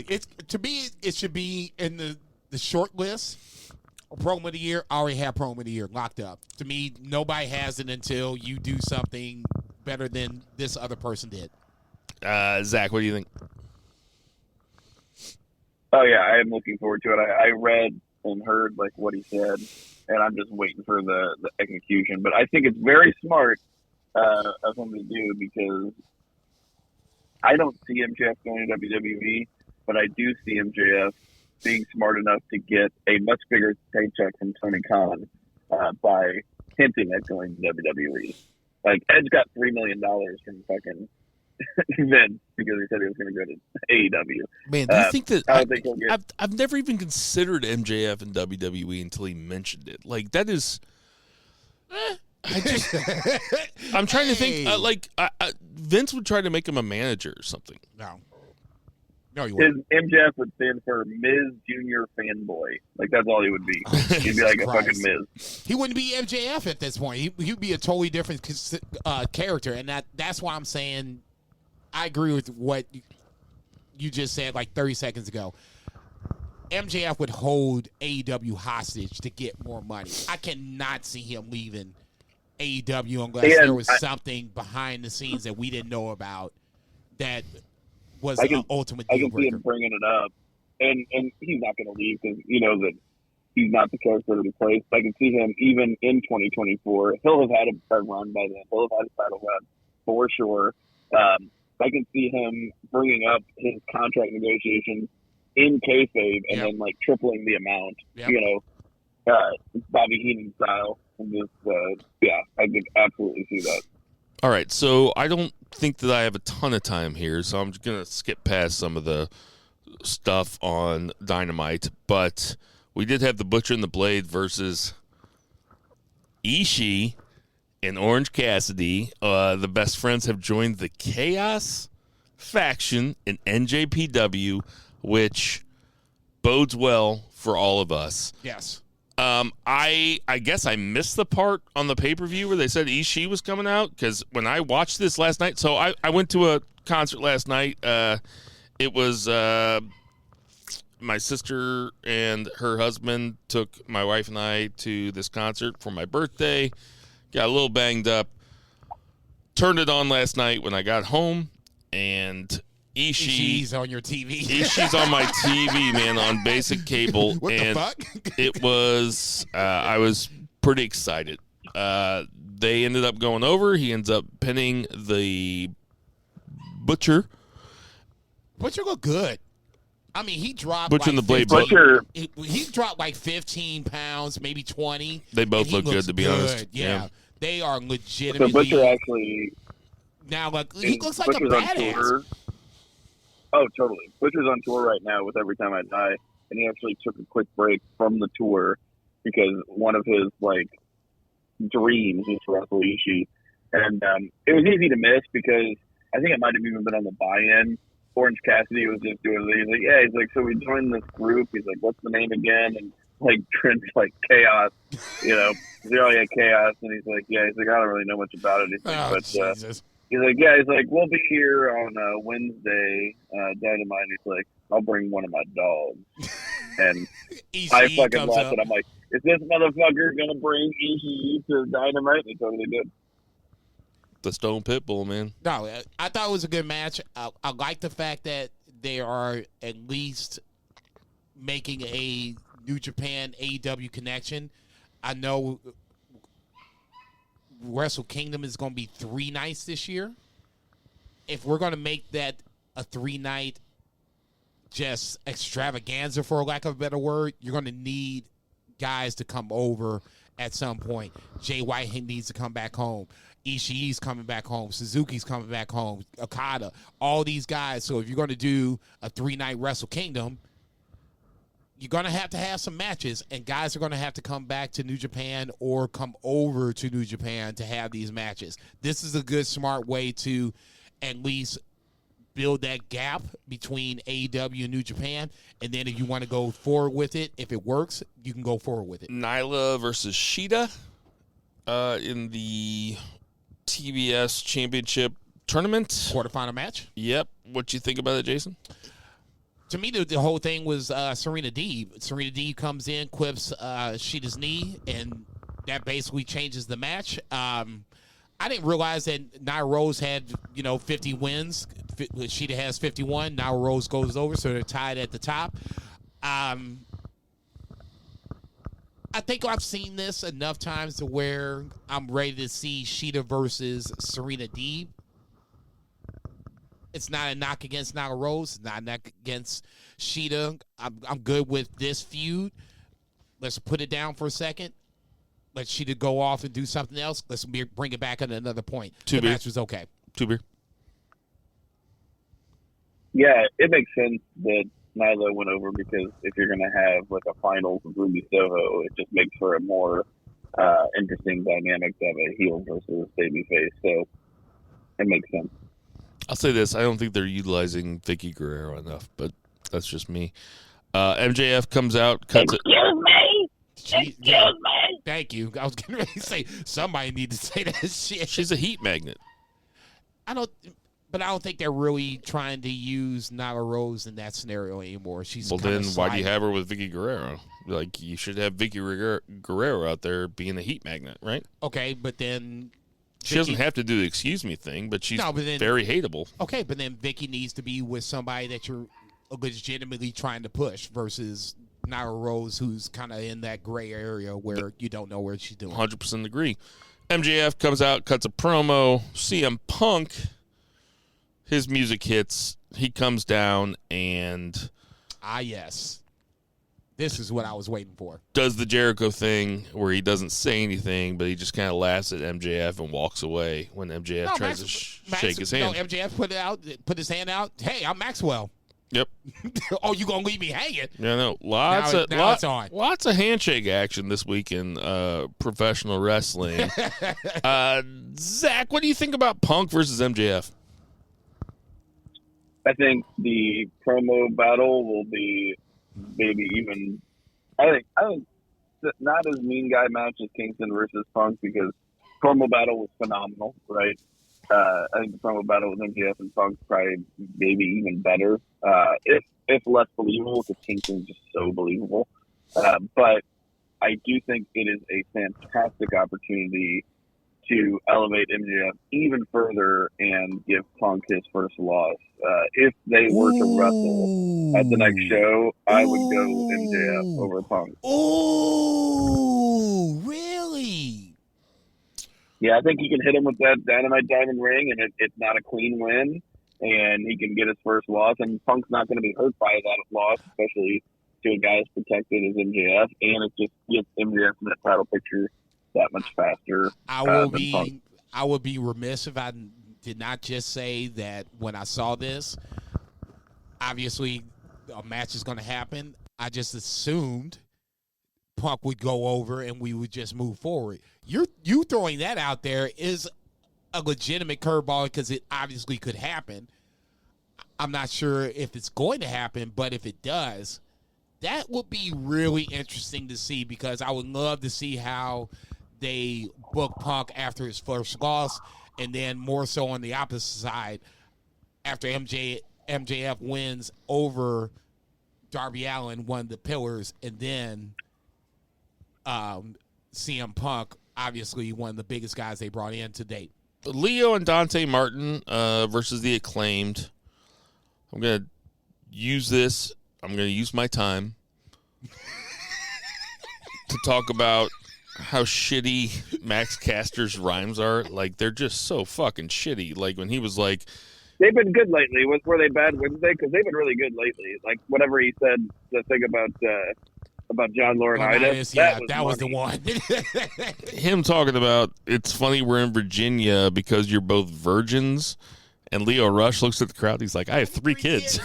It's I don't know if it's. I'm starting to think that the rhymes are bad because they're supposed to be bad. Are they supposed to be bad? I don't know. I think the Acclaimed are fine. I'm glad that Leo and Dante Martin went over. Team Taz comes out, talks a bunch of shit to Leo Rush and Dante Martin, and I'll tell you what, I'm looking forward to a Powerhouse Hobbs and Ricky Starks against Dante Martin and Leo Rush match. How does that tickle your fancy, Zach? Consider my fancy tickled. Yep. Dante Martin. Leo Rush is fantastic. Yes. And so Leo Rush and Dante Martin are both fantastic in two completely different ways. Dante, like, on his Twitter handle, he said, like, on his Twitter bio, so it's probably in the air right now, which is fucking hilarious. And right. Leo Rush is maybe, like, the fastest dude I've ever seen, like, in the ring. Like, his lateral speed, like, where he bounces off the ropes, like, he'll start bouncing off, like, that second rope because he's so short. He's just incredibly dynamic. And if he can get over his, like, mental health things and where he's, like, actually is able to stick with something long enough to, like, really shine, if AEW's that, like, he can really shine. Leo Rush had matches on 205 Live that would have made guys in the 80s think that he was a fucking alien. Like, seriously. What do you think about it, Jason? I said it last week, and I said it on Twitter. I'm gonna keep saying it. Ultimately, I think this is gonna boil down to when Darius comes back, and Dante has to make a decision between his brother or the guy that he just met and is giving him a bunch of wins. I didn't necessarily expect the Acclaim to lose, but I get why they lost. Ultimately, I think this is going to be a bidding war for Dante Martin, and Dante Martin is going to be the direct recipient of this. He's legitimately... Did Max Caster take the pin? Honestly, I don't remember. I don't either. I think Anthony Bowens took the pin. Bowens really showed himself as a really great wrestler recently, like that match with Danielson. Yeah, Bowens. I think Bowens is the better wrestler.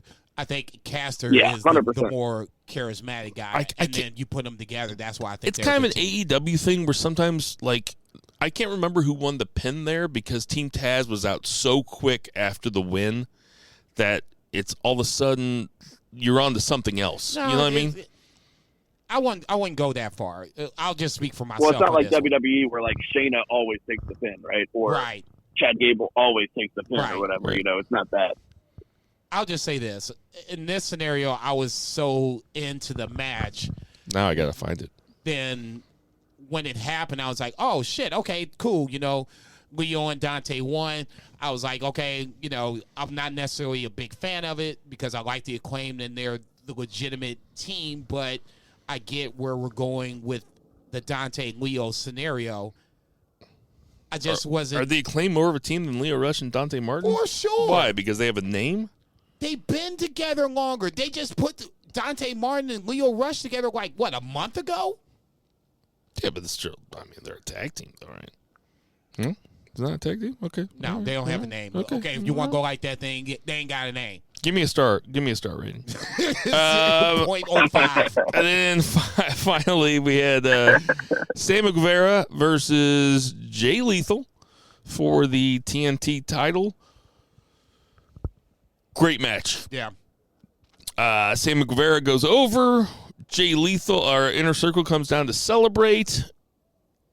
Sammy Guevara ends up shaking hands with Jay Lethal, Jay Lethal, I think, ends up shaking hands with Jericho, actually.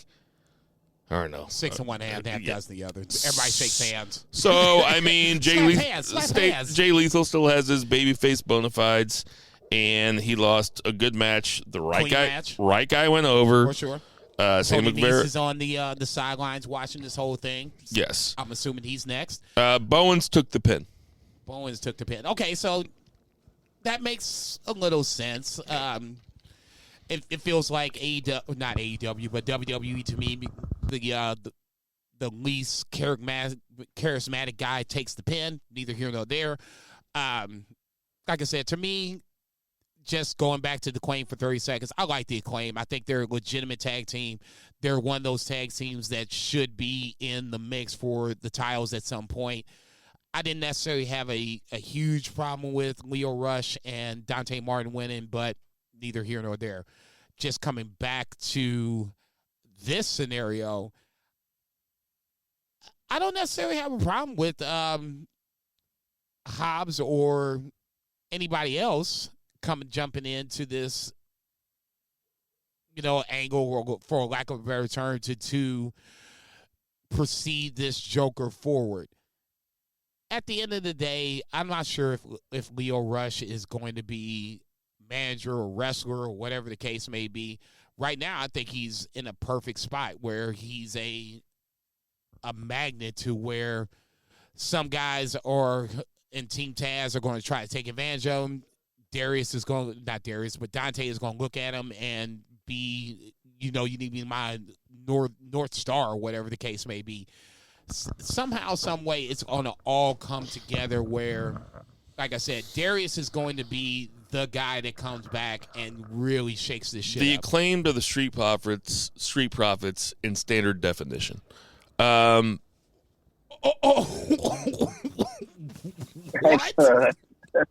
Is that racist? No, it's just wrong. No.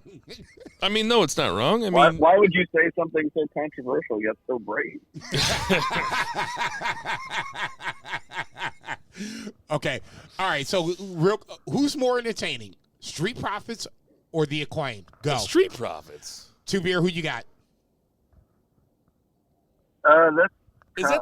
No, Montez Ford has more charisma than all three of the other three. I'm not talking about it. I'm not talking about in ring. I'm talking about who makes you giggle. Who is more entertaining? Street Profits all or the Acclaimed? The Acclaimed just has that one rap at the beginning, whereas Street Profits are legit, funny throughout. They have more charisma It's together. the Street Profits, dude. Okay. You like the Acclaimed better than the Street Profits? Street Profits to me is one guy. It's Montez Ford. Man, I think that's pretty rough on Angelo Dawkins. I don't It's not that rough. Why is that rough? Listen, Why is that rough? I understand that Montez Ford is going to be the Shawn Michaels. He is right now. Yeah, I know, but Angelo Dawkins is no slouch. Pretty fucking entertaining and pretty good in the ring also. Wow. Now, Montez Ford has next level. He's got star written all over him. And but Angelo Dawkins, it's not like Angelo Dawkins is Marty Jannetty. Angelo Dawkins is more like Edge. No, he's not. Angelo Dawkins never killed anybody behind a bowling alley. Dude, I'm dead. Man, we were talking about Guevara and Lethal, and then we got back onto the Acclaim. So I just want to ask Zach about Guevara and Lethal, and then we can move on. Yeah, I didn't get a chance to see it. Looking forward to watching it, but obviously Sammy should have gone over, and it's a good. I think it bodes well for Jay Lethal to just be, open challenge, right? So it's not like he's just jumping into the title picture, but he's jumping into a title picture. I want to be an open challenge guy. I want him to be, he loses to Sammy on Wednesday. Gets him right there. No, go ahead, Two Beer. I'm sorry. Go ahead. Well, I'm just saying, he just gets him right there, right? He's in the discussion, right? He's a big time player. It's not just, you're going to start on Dark or Elevation or, some squash matches. You got to see, and maybe there's some people that don't know Jay Lethal, and they got to see him have a banger match. No, good point. Good point. Yeah, I think that Jay Lethal is probably kind of unknown to most of AEW's television audience. Maybe not the hardest core of the hardcore, but like. Can I disagree with that for 30 seconds? Because just AEW and Ring of Honor, Impact, New Japan, they're the guys, they're the fans that watch Ring or WWE and then still watch other things, or just hate WWE and watch other things. I would like to think that those who watch AEW on the regular know who Jay Lethal is. I would just disagree, just because you're like discounting like children, and children make up a big portion of a wrestling audience. So like, I'm not saying that. So Edna May is somebody we need to watch out for right now. Not Edna May, but maybe my neighbor Nick next door, who's 12 years old. He doesn't know who the fuck Jay Lethal is.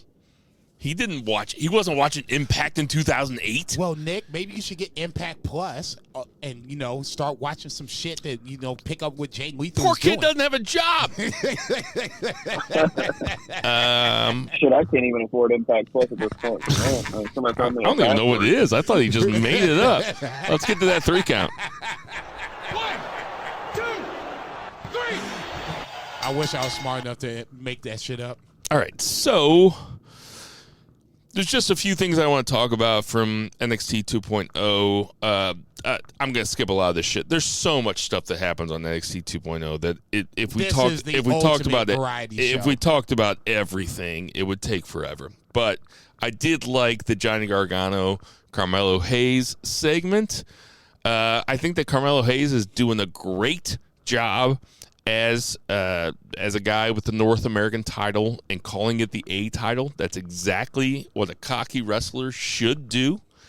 That the title he has is the most important because he has it. And Exactly. That is perfect. Yeah. And I like him and Gargano and Pete Dunne having their thing.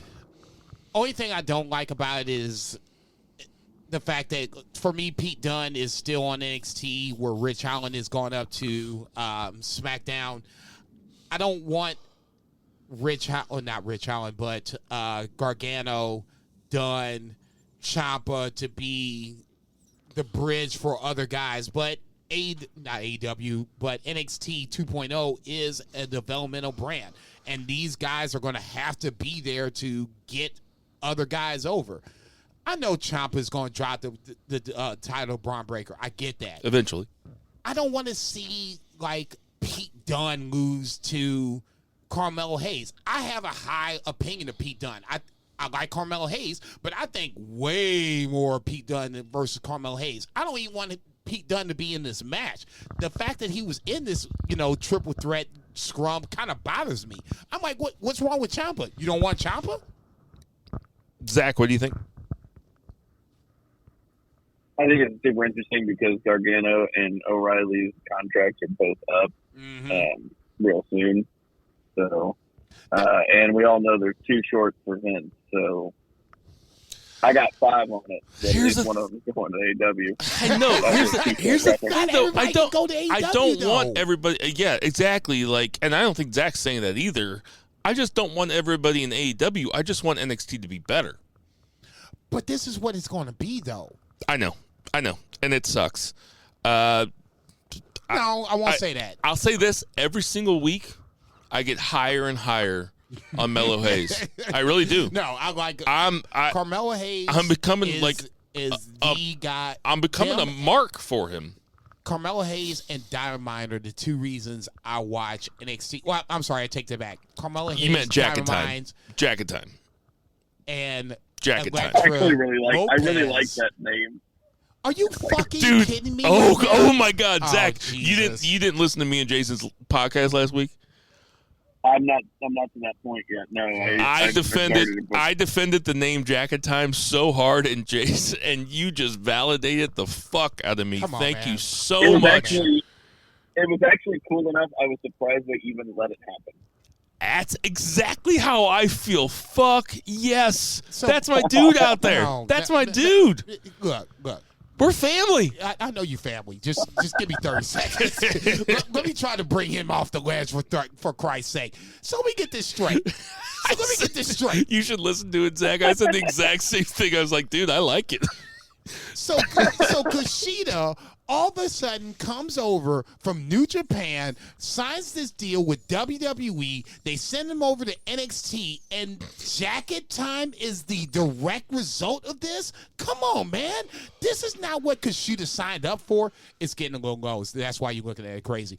This is not what Kushida is supposed to be about, okay? He's supposed to come over, handle the Cruiserweight Championship in WWE the way that he did on the junior side over in New Japan. He's not supposed to be about jacket time. What is so... I don't understand what is so great about jacket time. It's a shitty name. It's a shitty way to use Kushida. I don't get it. Why is everybody on... I'll give you some ideas. First of all, jacket time, probably my favorite time of the day. Second of all, whenever Kushida, not the best Kushida, but it does use, like, it's a fun combination of the two gimmicks, and it's not the best gimmick for Kushida at all. You're right about that. But if it's gonna happen, at least like we can get, a little bit of joy out of, we're squeezing this dry orange, hoping for one more drop of juice, and this ain't happening. Have you ever seen the remake of The Karate Kid with Jackie Chan? Never. And Will Smith's kid? Nope. It's for all the people younger than us, they might not remember this, but you remember Karate Kid was like wax on, wax off, and paint the fence, So there's this thing that Jackie Chan does with Will Smith's kid where he gets the jacket and then he takes it off real fast. And he gets the jacket and he takes it off. But it's literally just Jackie Chan looking at a 12-year-old going, jacket on, jacket off, jacket on, jacket off. And it's like, wait a minute, how did this get through? Do not sit up here and try to justify the fact that jacket time is a good name because Jackie Chan decided it was a good thing No, I'm just saying it's funny. No, I bring this up apropos of nothing. Man, me and Zach, we're getting jacket time jackets. By all means. As long as you don't give me one, I don't give a fuck what you got. Okay, so there's just a couple other things. We're in the beefer, best gimmick to the beefer. Oh, man. Yes. Just a couple other things I want to talk about. Casey Catanzaro and Caden Carter. Last week they were the TikTok tag team, and this week they're called. They were talking about how EDM they are, and into for you old guys that means electronic dance music. Why is NXT putting all their tryout shit on the air instead of like trying shit out and not putting it on the air? Like, what is going on? I have no idea. That's the thing about NXT 2.0 is that it looks like OVW. Half the time. It's like, wait a minute, you guys, this is a nationally televised TV show. Like, what the fuck are you guys doing? This is where I wish NXT would be on Same the thing network. With Kyle O'Reilly and Von Wagner. It's like, why are these guys... Why is Von Wagner on SmackDown and you don't acknowledge it? You don't. They don't acknowledge it. God damn, that dude's got a brow too, man. I mean, he looks like the third one in where it shows like how man just stands up. Like he looks like he can't speak, but he's tall as fuck. God damn, his brow is something else. Anyway, that's all I'm saying. That's the biggest beef, or one of the biggest beefs for me between NXT or AEW and WWE. At least AEW has the decency to say, hey, Kenny Omega's going away, Adam Cole, baby, and the Bucks are here. And the fact that you got this shit going on is an issue, and you need to watch this shit moving forward. WWE is throwing some shit out there that, at least for NXT, is like, I hope this sticks. I hope this sticks. Another thing they did, and Zach, I'll ask you about this. So Braun Breaker is a Steiner. And they keep referring to Steiner shit with him, but his name's Braun Breaker. What the fuck is that? Zach, what do you think? I can't stand it. I think it's so dumb. It's like, just give him the name. Like, they're so scared that he's going to go somewhere else and use his real name. But, like, if he did go somewhere else, he would use his real name, and he would be instantly over. I don't know. It's super dumb. I did have a weird kind of like weed dream the other night as I was falling asleep that Braun Breaker wrestled Britt Baker, and that was cool. I tell you what, I'd watch them. I'd watch them, quote unquote, wrestle. Don't. I was, ooh, God, gross. I'm mad for you, Adam Cole. I'm mad for you, Adam Cole. Get that motherfucker off her. Get him off her. Go. I mean, did you hear when Ciampa said to Braun Breaker, you have a 33.5% chance of winning the match? That is fucking, boom. To use Jason's term, that is fucking Comedy Central. Nigga. I'm not going to talk about Raquel Gonzalez versus Dakota Kai because it was more of an angle than it was a match, and we can talk about War Games later on. Tired-ass angle at that. Yeah, no shit. But that'll do it for our 3 count. 1, 2, 3. I'm going to say it right now. I think I'm going to be done with NXT by the time 2022 comes around. It's not for me. It is. That's like that dude on Basketball saying, you rip on me 13 or 14 more times, I'm out of here. Just be done. I tried to, Beer. I tried, okay? That's all I'm saying. I'll say sometimes it's unwatchable, and sometimes it's good. It's like really good. Yeah. I thought the Carmelo Hayes, Johnny Gargano, I would have hated myself if I would have missed that this week, It was really good. That part was good. But Tony D versus Loomis, and Tony D goes over in 3 minutes at the beginning. Like, what the fuck are they doing? It's so fucking Vince. I like Andre Chase and Zion Quinn. I like both those guys. I like Andre Chase because he reminds me of like a Bobby Knight character. So he throws shit around. He gets upset for just give him a fucking match, man. Like everybody doesn't have to be on TV every fucking week. I will say, Electra Lopez. Yeah, baby. I know you say that every week. Fucking I'm pour some cold water on this to dude, man. Horny fucking Thursdays. I'm going to make this shit happen, okay? Me, Electra Lopez, you can hold the fucking camera. God damn it, I just hit the wrong button, so now we gotta talk. Just wait until this one's done. So Survivor Series. Let's talk about it. I know, but I hit the wrong one. I know. We could kind of, at least, precursor this Joker into it. What do you think? Are you excited about Am I excited about Survivor Series? No, of course not. Survivor Series has sucked since 1991. It has sucked. It used to be something, and now it's nothing. Now it is an exhibition. Okay, hang on. It's an exhibition. Hang on.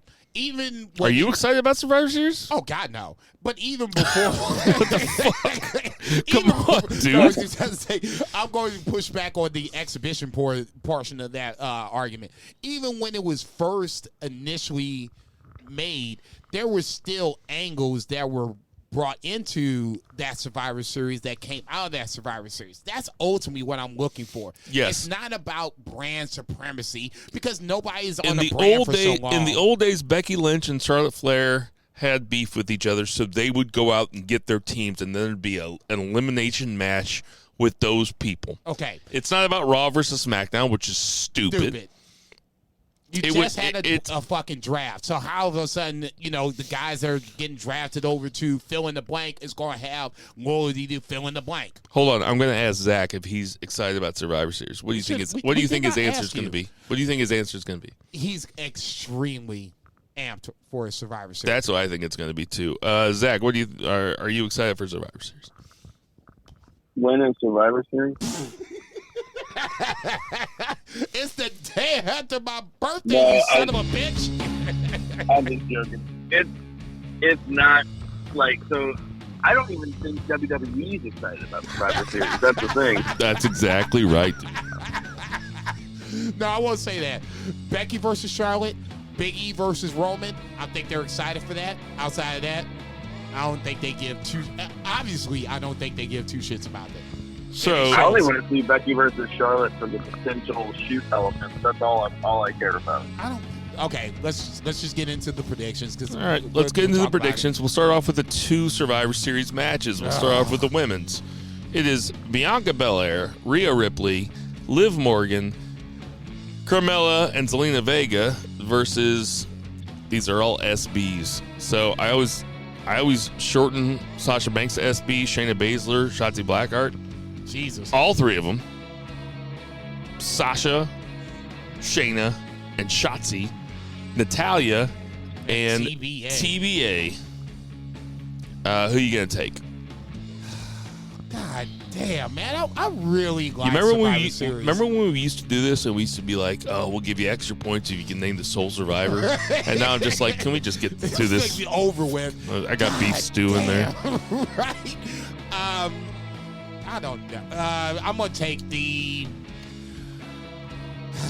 I'm going to take the SmackDown women on this one. I'm going to take the sole survivor as... yeah, I don't care. Sasha and Shotzi. Yeah. We're not doing it this year. Jesus. Shit sucks. It's really bad. Who you taking, Zach? I'll go with the Sasha team just because she's the biggest star on either one.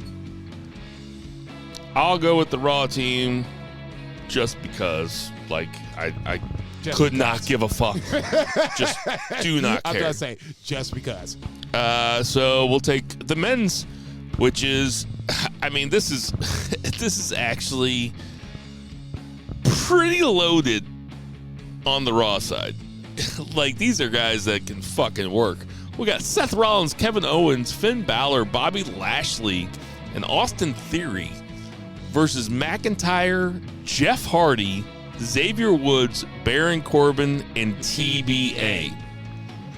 God damn, man. Can you not just announce who the TBA is before the week of the Survivor Series? Well, I mean, we still got SmackDown to go. They still got to bring in those viewers. I'm gonna take SmackDown for no reason. I'm taking Raw because they have the loaded roster.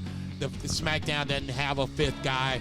I can't even think of a 5th guy right now that can swing the fucking path. I mean, if you're not talking about Cesaro and Nakamura, Rollins, Owens, and Finn Balor are probably the 3 best workers on the main roster. There you go. I'm taking SmackDown. Oh, I'm sorry. I'm taking Raw. Jesus Christ. What are you taking, Zach? 100% Raw. You guys got worked. You got worked. TBA is going to be Hulk Hogan. I'm done. I swear to God, if that shit happens, I am totally watching Steelers versus Chargers at that point. It's going to be like Chad Gable or something. So we have the RK Bro versus the Usos. Now we're talking. Okay, this will be a good match. I want to see actually happen. I'll go first. I'm taking the Usos just for the simple fact that it should be another. Actually, it probably shouldn't, but I'm gonna still take the Usos regardless. I can see RK Bro winning this shit. I'm gonna take the Usos regardless. I like the Bloodline. I like Usos. I like Roman. I'm taking the Usos. Why didn't they just have a Bloodline versus New Day fucking Survivor Series match? It's right there. Right there. It's right there. About it for right months. there. Have Solo Sikoa come up from fucking NXT and be the 4th guy. It would be fucking perfect. You can do a 6-man tag and just be done with it. You don't even have to do Survivor Series rules. A 6-man tag, Bloodline versus the New Day would have been perfect for me. Throw it in the middle. I'm good with The that. feud is at that point, too. Yeah, where now you have all these guys. Kofi is hurt, and that's the only reason that you probably aren't doing it. Kofi is hurt. Zach, who you got, RK Bro or the Usos? I'll go Arcade Bro. Randy gets the pin. Now we're talking, guys. Now we're fucking talking because we're not choosing all the same things. I like this. I like this a lot. Let's go to Becky Lynch versus Charlotte Flair. And, man, I am Really? undecided on this. Okay, you're undecided. Okay. What do you think I was going to say? That you were kind of looking forward to this match. I mean, yeah, I think it'll main event, don't you? No. Big E and Roman are going to main event. Period. This, Charlotte and Becky might be, close to the top, but there's no way Big E and Roman are not going to main event this yet. Who you taking, Becky or Charlotte? Jesus Christ. This has been a shit show. I wouldn't be surprised if this ended up in some sort of schmoz. Yeah. And that's where I was going with it. So, in this scenario, I'm going to go with a schmoz is going to happen, but Becky Lynch wins in some form or fashion. I like Charlotte. Charlotte doesn't need to win. Becky Lynch kind of needs to win to kind of propel her moving forward towards Liv Morgan. I guess that's the next Becky Lynch match. I'm going Becky Lynch. I'm going Charlotte Flair. For the same reasons, but because I think that she's more heelish. She's definitely more heelish than Becky. Becky did this thing the other night when she was cutting a promo where she was a baby face cutting a promo on Charlotte Flair, and then when Liv Morgan came out, she was a heel. It was kind of impressive. Zach, who you got?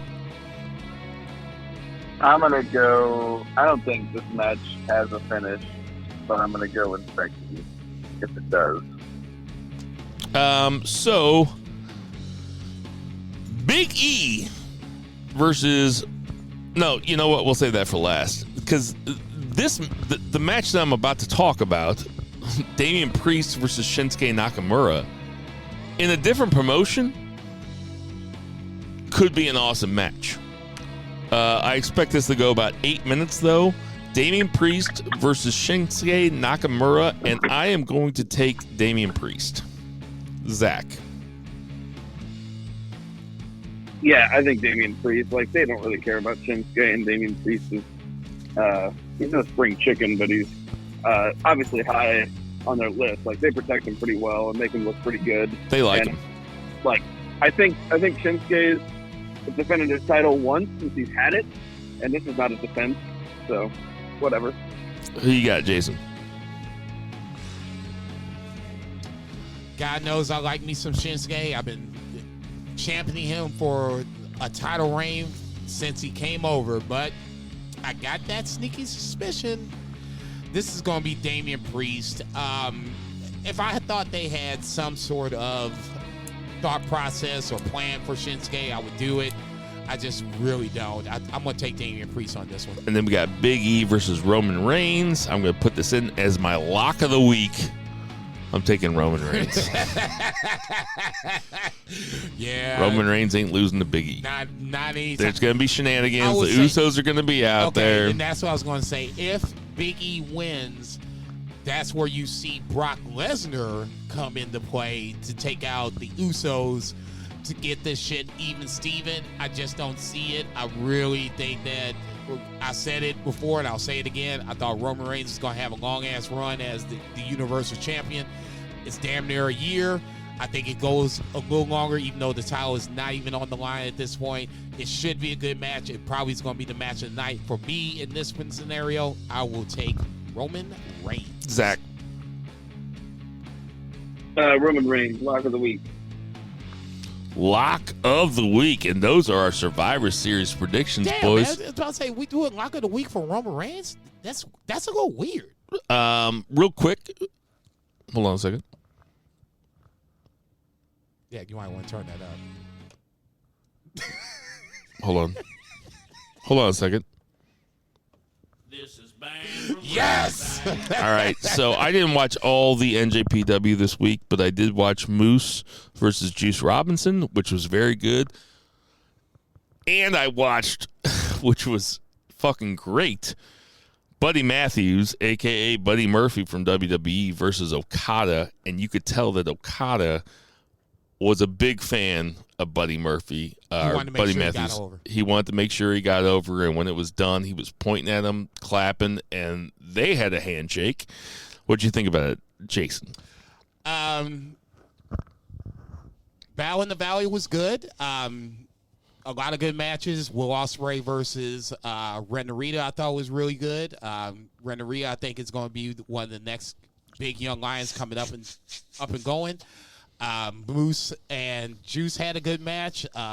Jonah Rock came out after the fact and destroyed Moose. So obviously Bronson Reed, a.k.a. Jonah Rock, is now on the New Japan roster. I'm not sure if he signed with New Japan, but neither here nor there.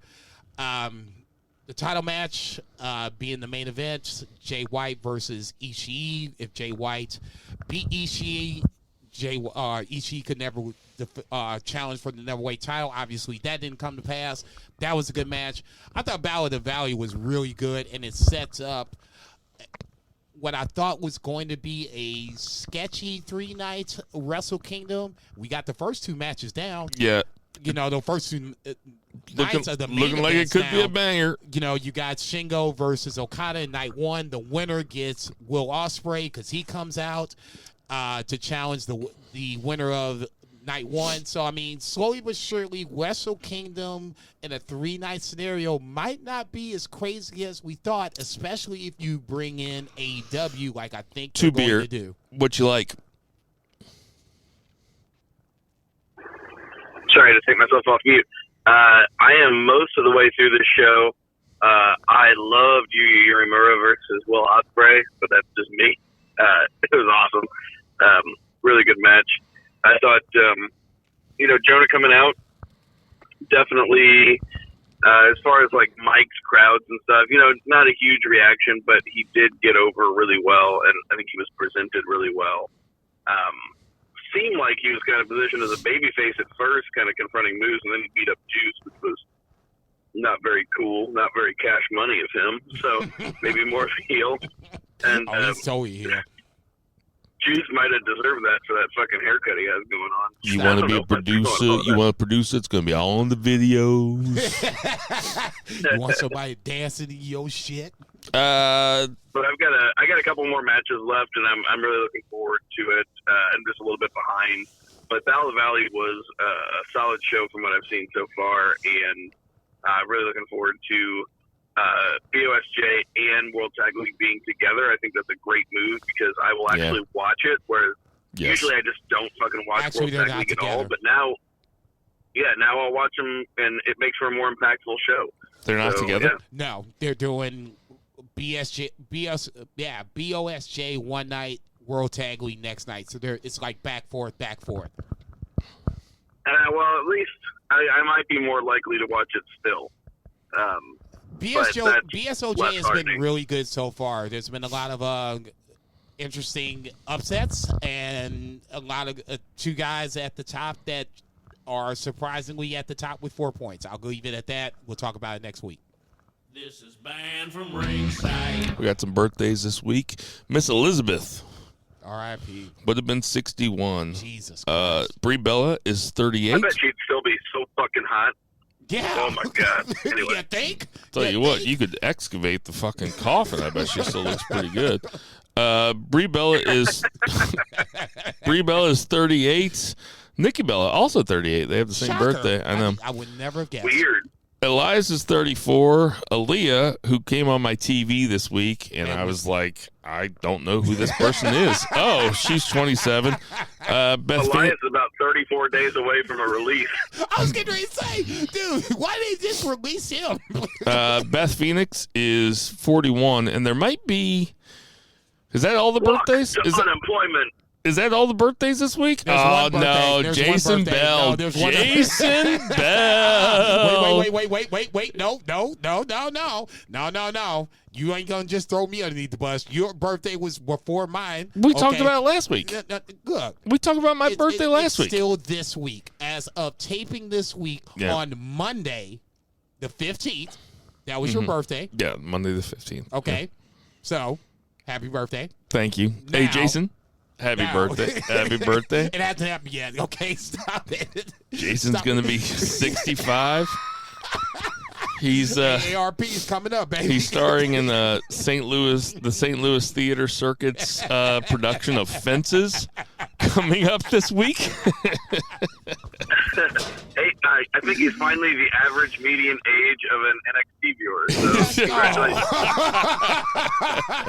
Hit the music. I'm done. That is good. You said Hey, we know there's tons of podcasts to listen to, so we appreciate you guys listening to our podcast. Yes, sir. Check out Sideways in Time this week. It was good.